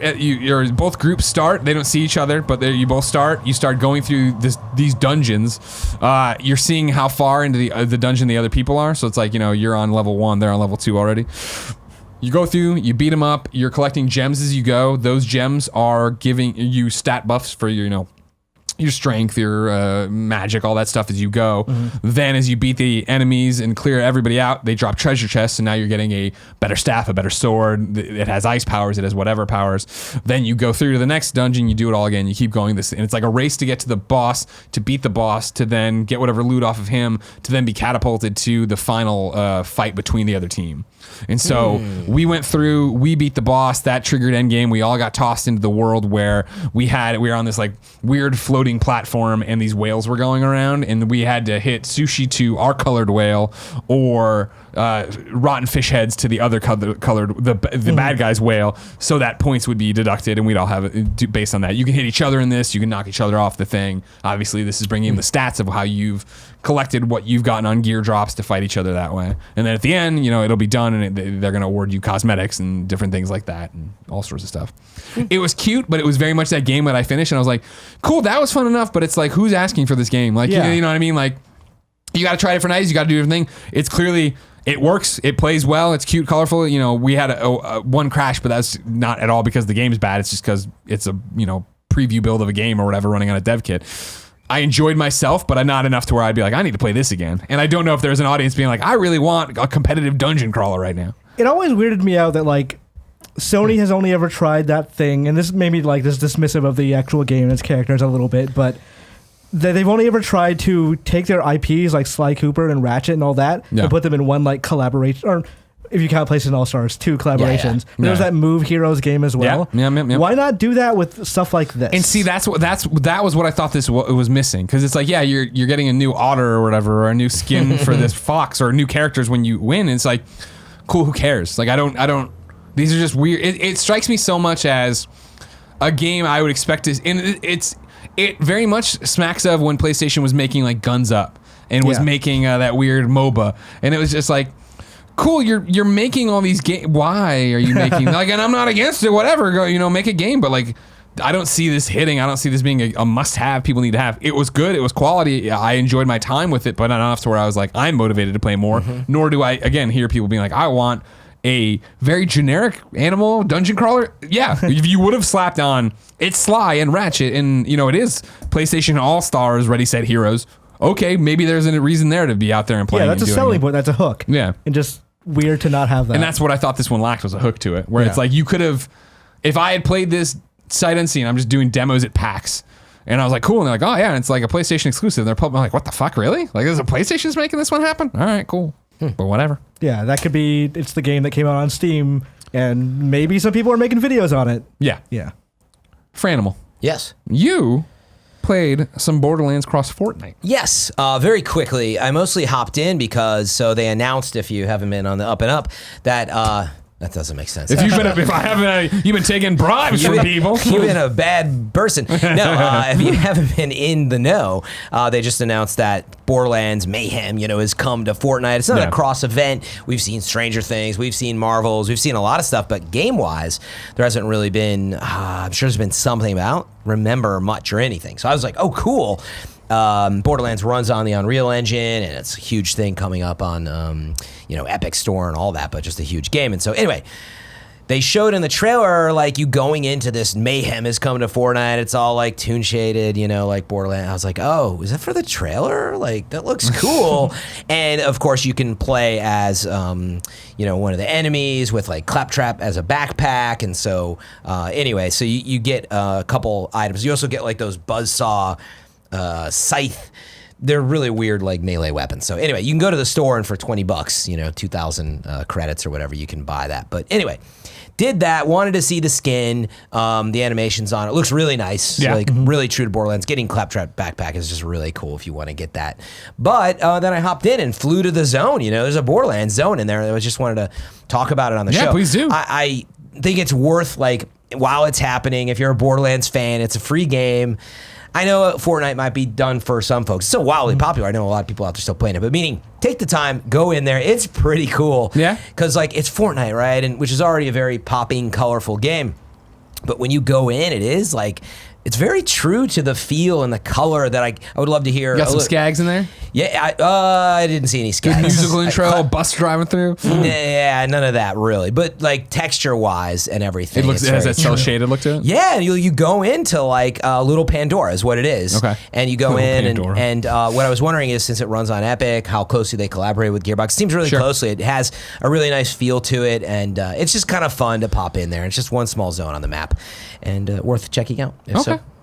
So, but it's the same. So it's part of the regular Fortnite map, or is it its own mode? Yeah, it's just part of the map. So that's what's interesting. They placed on the map this little Pandora section that you can go to. And that's what got me. I thought, like, for the trailer, they're like, Mayhem has come, and they were kind of just playing with the visuals, and it was just a skin, right? And again, I'm trying to remember when you could go to like a themed section of the map, especially that was on a game. And so it's pretty cool to pop in there and see all the cell shading and everything on the environment. It really looks like Borderlands, so they did a great job with it. So. It's so smart the way they built Fortnite to be able to like create little theme parks whenever you need to make a marketing campaign for something, because obviously they want Borderlands 3 is the first really huge Epic Games Store exclusive. Yeah. So they want people to buy it. They don't want people to wait for Steam. They want people to get hyped up and play it now. Yeah, and it was a smart crossover. I would love to see more game crossovers. Yeah, totally. It was just really cool as a gamer because, like, as much as I love movies and TV, and it's cool to see in there, it's gotten so much love, you know. And now I'm like, yeah, why don't we need to see more games? I realize that Fortnite is a game, and so there's certain I know what you mean, though. Yeah, competition there. But honestly, it was really fun to see and got me to come back and hop in real fast. So Awesome. it's cool. What about Control? Yes, Control, man. So last week, maybe summarize, but I believe you said something to the effect of you like Control, has some Liked it a performance lot. I wasn't sure if I loved it. issues. Yeah, it's good. I remember you saying it's good, but I don't know that I'm loving it, but it's good. Yeah. And that's where you landed. Yeah, we And- came down on Games Daily. Trevor Starkey asked me on Monday. He's like, "It's been you know Thursday. Yeah, you beat some it time. Wednesday or Tuesday or whatever. Then you had to talk Thursday. How did you feel?" And I was like, "I love it. Like it's that game I haven't been able to stop thinking about. It's exactly what we talked about. Of like, Oh, so you did get a little more like you wanted. I mean, I'm not like all my complaints about it and like the map and the control or the my problems with the map, my Right, the problems map's with a bit confusing. the performance, the problems with like the ending being like a weird ending, like kind Yeah. of like I'm still with that, but it was very much coming off that bad taste in your mouth, and then over all weekend like playing other games for like reviewing for this episode, but also being like, I really want to go back to Control. I really want to go do this. So, and that's what I remember. I was like, yeah, you know, though, like when I was watching all the trailers, and it's just a hard game to describe and maybe see in marketing material. I think they could have done some other things, but so I just didn't know. And based on your description, I remember saying, I'm like, I think it could be a game for me, though. So, long story short, yes, I'm totally like hooked on it. I am playing on PC. I think buyer beware on performance issues. This game pushes physics like in a way that we have not seen in a while, and that's So- Remedy's specialty. I saw the Digital Foundry guy, Dark One X, was tweeting. Dark One X. Yeah, tweeting the other day that it seems to vary by individual console. Of like, some people have bad performance issues, some people don't. I've And heard that yeah. PlayStation, I don't know, so PS4 little seems to hearsay. have, like, the worst part, like, PlayStation the worst- across the board, including Pro, I've heard has trouble. I heard some decent things about Xbox, but do your research is the point. I wish I could tell you. Maybe we can figure that part out. But real fast, I am playing on PC, so be aware that I set it actually to low. I'm streaming while I'm playing, which sometimes can interfere, but most games I can clock pretty high. But I had to set this one on low to get a smooth experience, but it actually looks really great still. Anyway. I did see on Judges. I played on Judges Week for the RTX one, like I turned high-end that on graphics card. actually, yeah. It is so amazing looking with that really stuff cool on. looking. Like, I was not a believer in that graphical tech, but like that made that game. It was night and day between that and not. Yeah, it looks pretty good. I'm a little picky with ray tracing stuff. Like I actually have it. I mean, shocker, everybody. It's on. I think people got to figure out ray tracing. It gives the world a very soft look, and it's something for them to figure out. But anyway, into the gameplay. Man, once I got the beginning of the powers, and that's all I would convey is if you've been thinking about Control and you like getting into combo-based, you know, action RPG in a way, mechanics where you're pulling stuff up from the room, you're choosing what you're throwing, you're developing those powers, you're earning a currency to start modding that stuff, you're finding stuff via puzzle work, and in fact, I didn't realize it had a little bit of that Metroidvania stuff where you get to places and you're like, how am I gonna get across here? And then later you're like, in fact, famously now, like a lot of people have been doing this in the game. I think it was a design choice. There's a moment where you get somewhere, it's not a spoiler, but you get somewhere and you're like, oh, I think I saw this in the trailer. You're like, woohoo, I'm Peter Pan. You and Andy do the exact same thing on screen. Everybody did. You think you're Peter Pan because you watched all the trailers and you're in this very confusing world getting these powers. You're like, heck yeah, now I'm going to, you fall to your death. No, I thought it was going to be a Magneto moment where all the platforms come to Right? me You and, just don't know. Like form in front of my feet. No, Yeah. it just fell down So to that. it definitely is a trippy game, and that's another side of it. But core gameplay, and it's the thing that I focus on the most. Many will remember for as much problems as Anthem had, the core of flying, the core of even some of the combo mechanics. It had a lot of potential. The different javelins. Anyway, in this game, I got so excited once I started getting my powers, and I realized that you can get mod drops randomly in the world. Speaking now to a Division Destiny player, they're common, they're rare, you get up to legendary, I assume, and so you start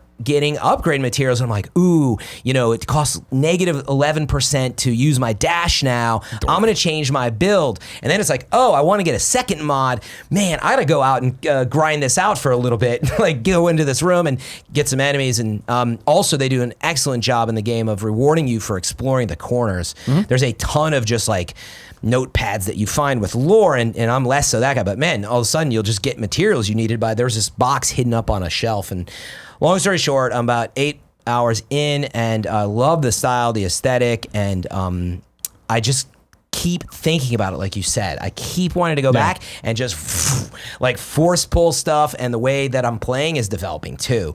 Like I got a new power, and I found that it's completely changing some of the way that I'm doing things, and just really enjoying it. And you craft weapons in this stuff too, and I'm super excited on the game. I think it's one of Remedy's best works in a long time, and it's hard to sell, I think, by just watching. You really got to get a chance to play. It's it. Game of the Year material for me. Really? Oh, yeah, Yeah, absolutely. Like at this point, I mean, I'm about where Fran is in as well, but it's hitting all those notes that I love, and I think it's an aesthetic marvel, dude. Like this, Totally. So It looks this amazing. is one of the most gorgeous games, not only just graphically, but art direction.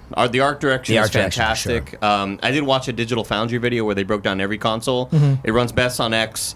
Second Does, is obviously okay. the Pro. The Pro, like, they said far and away the X is the best to run it on. Then the Pro is kind of a pretty decent drop down. And that the Like I was saying, that's what I was playing on. I was talking about it last week, where when I pause the game and I can, every time you pause the game, you come out of it, it goes. that seems to happen on X as well. Yeah. Granted, Well, then but, maybe, get a and then little- how's it the best? but then they showed combat on like the S or the standard Pro, and it or the standard PS4 rather. And when you hit certain rooms, it's you're hitting 15 frames Yeah. per Wow. second. They probably have some good tech from like Quantum Break when they had to do the X patch for that. yeah. Well, hopefully we'll see. I think it's worth standing on that point for a moment, which actually it is one of the biggest problems with the game, and actually I would say it's questionable because we're playing on. You on PC or no? I'm on Xbox One X. Oh, see, you're on the best of the platforms, so maybe Greg, you could just recover that base, which is like I do recall you saying there was loading issues when you sort of pause and came in and out. Pause, you come out, yeah, But how it's- often, man, I'm getting like load hitching as well as like physics, like slow down at times when every once in a while, I'll grab too much stuff and throw it, and I'm starting to play on low, and every once in a while it hitches or it. And that I happens didn't see enough. much of that. So maybe it's not PC common thing. enough for me. It does happen to me every once in a while in combat, but it's not common enough for me to really hate it or feel Okay, frustrated you get with used it to at it, all. maybe. Yeah, like it's I get it's something triggered that I by it haven't even easily. really noticed while playing because I'm so engaged in the combat. I think the combat's so fluid and great, and Yeah. on controller, it's one of the best feeling third-person shooters I've ever played with. Like it feels so tight. Everything feels so like well tuned. The I play on mouse and keyboard, by the way. I love it. oh yeah, Because the precision of the shooting. F2. This is great. No, man. And just to mention that, think about PC because I was going to play it on controller because of powers, right? But actually, it works really well on keyboard. Man, being able to precision aim super fast is awesome. But actually, I've I mean, heard it's always very precise with me, Fran. well, yeah, no. With your rifle, what I up? mean, with the Come aim on. assist on controller, it's hard to miss. Yeah, but- sure. You're right. You're right. I'm just kidding. You're right. I forgot what I was going to say. Sorry, you the were game's just saying fucking great. on control, and it plays real smooth as a third-person shooter. You said, Yeah, it's super tight. Control's great. And again, I just think the story is weird enough to where I think it's supposed to be purposely confusing, and you're supposed to Baffling. wonder about all these Yep. things, and it's starting to clear up for me now. And I'm looking back through logs. I'm looking back through. I don't mind reading the lore, which is really fun. Like I actually am looking for all of these side tapes to listen to, and I want to learn more about what the hell's going on because it's so up my alley. I was really annoyed when I woke up today. I was looking through my feeds and like a couple of news sites spoiled that hidden cameo or surprise cameo in the game. I'm not gonna say it here, but I was like, I just installed this Oh, yeah, I game don't today. even know about wish it, so don't- I wish I didn't know about Barack it. Obama. But yeah, thanks for letting me spend a moment Oh, on no, it. I'm glad you I did. know you liked it. Yeah. I'm gonna go out and say this is a must play. Oh, wow. Oh, wow. Try to play it on the best platform. And I just want to point out that like a studio like Remedy with these types of talents and creative visions, like sometimes like we know like Quantum Break wasn't like a huge hit. Yeah. Mhm. And Didn't hit so, for me either, yeah. So yeah, I feel like this is one you want to support something like this, and I hope that they can patch it and improve it in some ways. But I bet they will. man, it's definitely game of year. This is what contender. we talk about when we talk about like we need to support single player games, and like when people say that well you're not buying them, that's why this company's shuttering or whatever. Like no, like this is a single player game. I completely agree. You have to play this. Game. Also, technically an indie game. 505 Games has been very clear with me that they're not necessarily publishing everything about this game. It's mostly Remedy in charge. Got it. 505 is just kind of helping out with some support. Wait, how do you define indie games? Because I define indie games as the amount of people working on them and the budget. No. Without a publisher, basically. Yeah, If it's a independent. studio doing it themselves. on that front, I think it's confusing because Remedy is a AAA studio They are. that has been making games back to Max Payne. I wouldn't call it an indie game Max personally. Payne? It's a weird I understand definition it doesn't 'cause, have like- a big of a marketing budget though, and that Because like Destiny 2 was technically an indie game now. Like it's hard to say. Yeah, exactly. Nah, it's not. But I just think it's important for the audience on that front of their. It's different between 5 people working on some new IP idea versus like Remedy has been doing awesome stuff for a long time. Speaking of indies working on a new IP, Andy, you've been playing Creature in the Well. Yeah, I went to. I was in LA this past weekend. I was bored in the hotel. I was like, let me fire up this little indie gem I've been hearing so much about. They recommended it to me because I loved Hyper Light Drifter. That's one of my favorite games.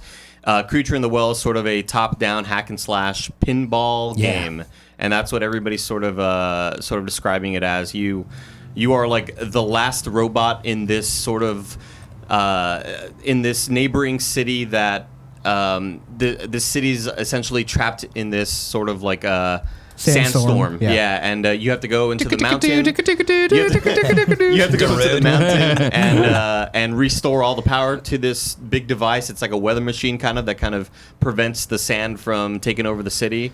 And it's really fun and super engaging, and it's like it's so satisfying to hear the sound effects and see the visuals, because you're essentially going through, it's this dungeon crawler sort of thing, and it's like a puzzle game in some sense, and it's also kind of like a skill-based hack and slash game where you have to hit these sort of bumpers, and essentially like from a pinball machine. These orbs are flying at you. You are catching them with a mechanic, like you're a swinging mechanic that kind of gathers them all, and then you shoot them all towards a bumper, and you are kind of gathering energy in order to proceed to the next room.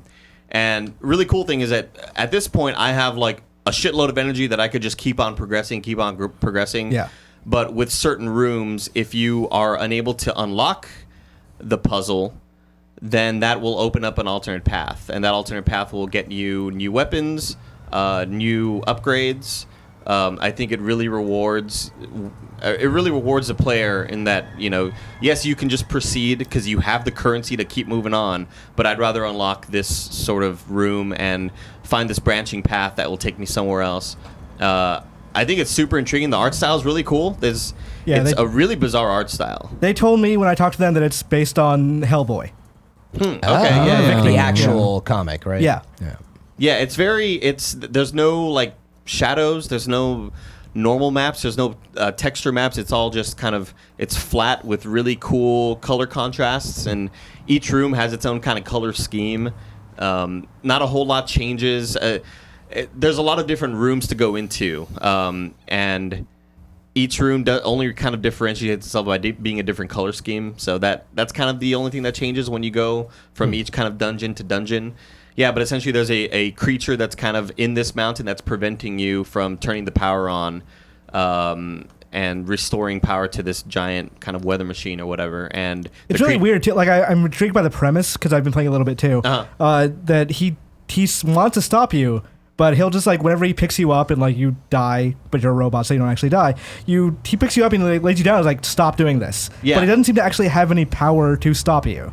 It's almost like a warning almost. Yeah, like I'm trying to solve the mystery of what this is about, but it's not giving me quite enough information, but enough to keep me intrigued. Totally. Yeah, absolutely. I do wish there was a little bit more to do in that kind of main town. Yeah. Except for you talk to Deborah, I believe, and Deborah's like a giant gator dragon who is like when you finally restore power to the first room, she's like, I got power back. I can upgrade your things here. Like, come back whenever you keep restoring power. Like, this is great. It's great to be working again, And the dialogue's kind of cute and quirky, but it's really satisfying to just be swinging and aiming and all the different.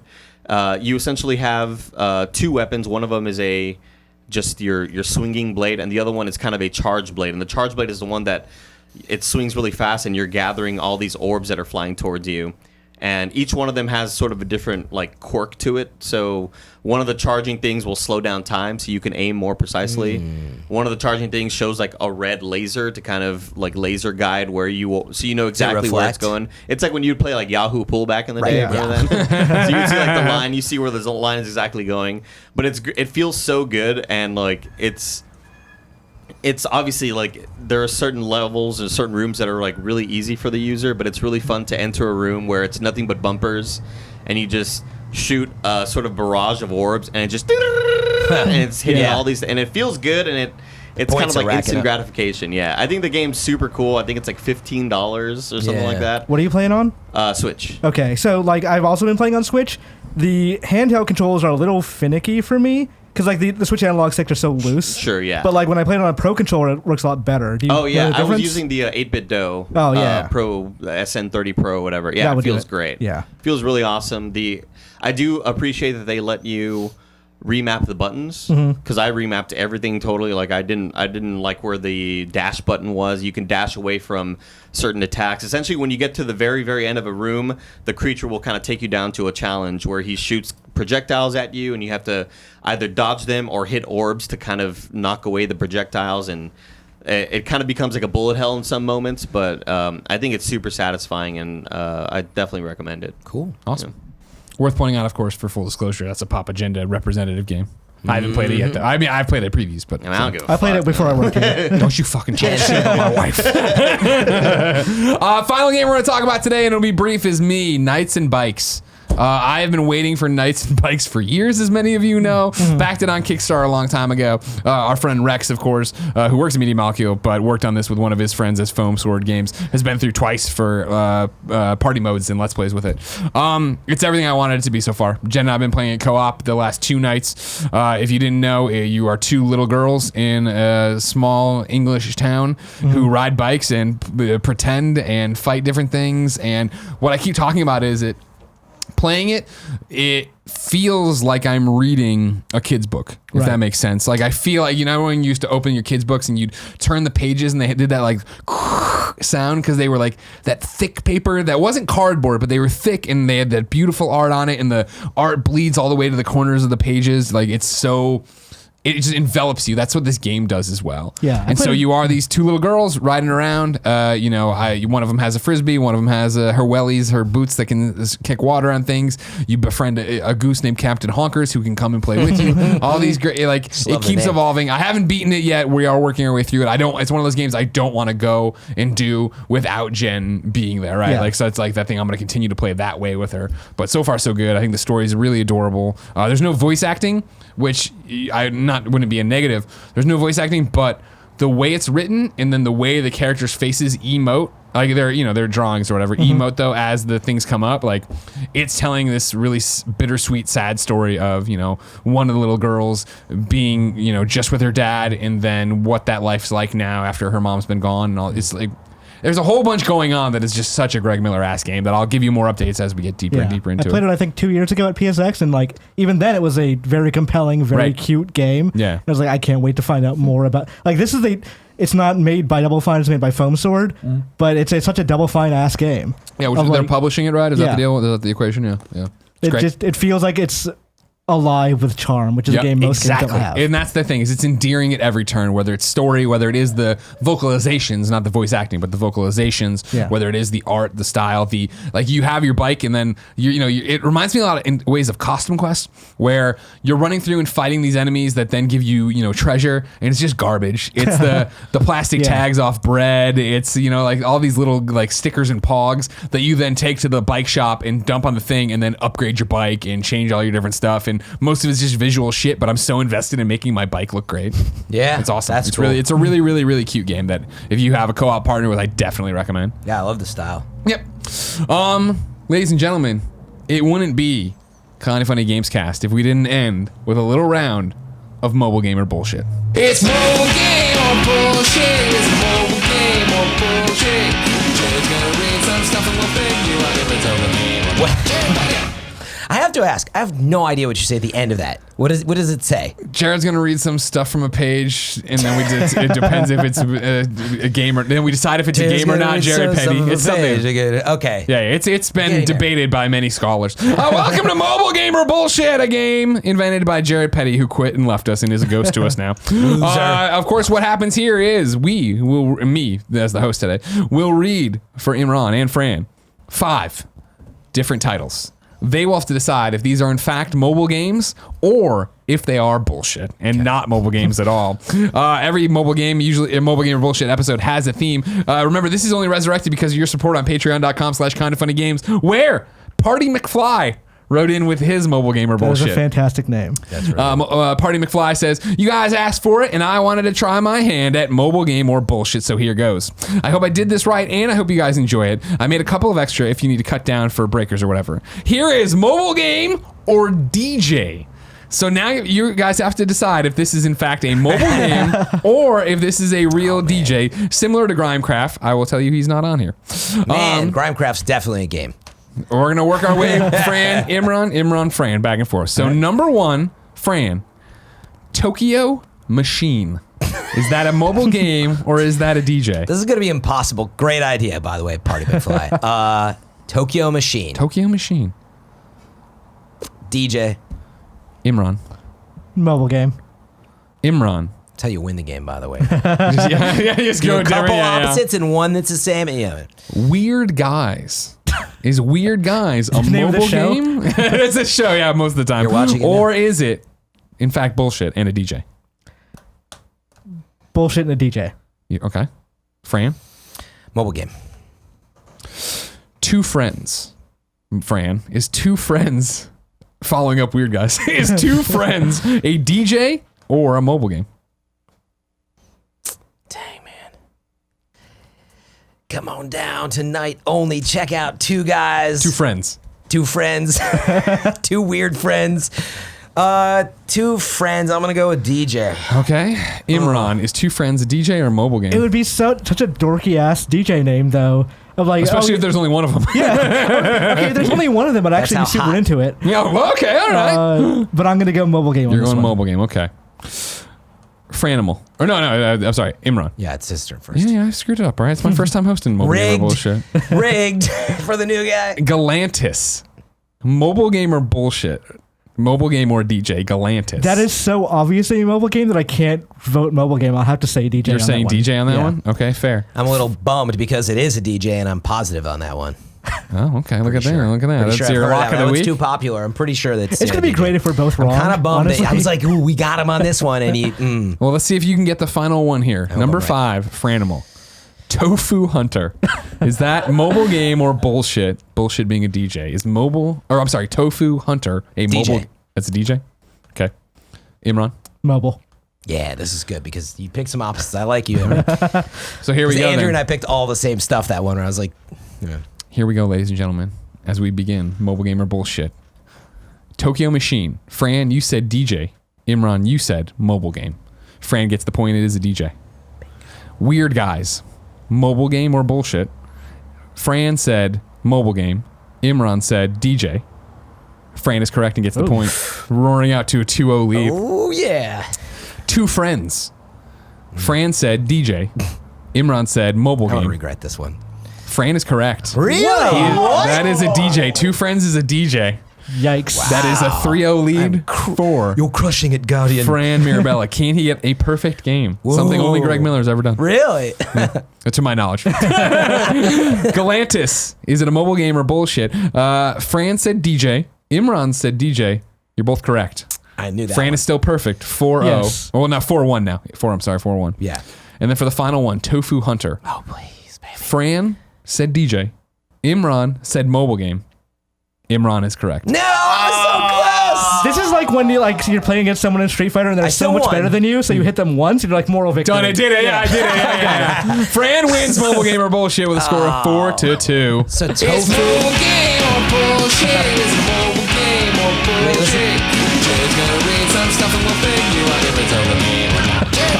I can't. Jared's gonna read some stuff Stuff from a from this thing, page. a Oh. page, and then we decide if it's a game or not. Jared Petty, something like that. I don't remember it. I love Jared. Yeah, there you go. That's it. That was a lot of fun. As always. Fun game. Ladies and gentlemen, this has been the Kind of Funny Gamescast. Remember, each and every week you can join us to talk about the things we love, and that's video games. Sometimes Fran's haircut. If you go to patreon.com/kindoffunnygames, you can get more ad-free pre and post shows. There's all sorts of stuff. Early access, you can watch it live and do the post show with us right now. However, we understand if you don't want to give us any money and get it early on Friday or whenever we record it, but you can wait till Monday when it goes up live. Or no, yeah, well, that's right. When it goes up, youtube.com/kindoffunnygames, roosterteeth.com, podcast services around the globe. Of course, there's ads with that one though, and there's no pre and post show, and Barrett doesn't like that one, so you should probably do what Barrett likes. hate it. and watch on Patreon. Gentlemen, thank you so much for your time. Thank you. Well, you want to do a post show? Let's do it. Let's do it.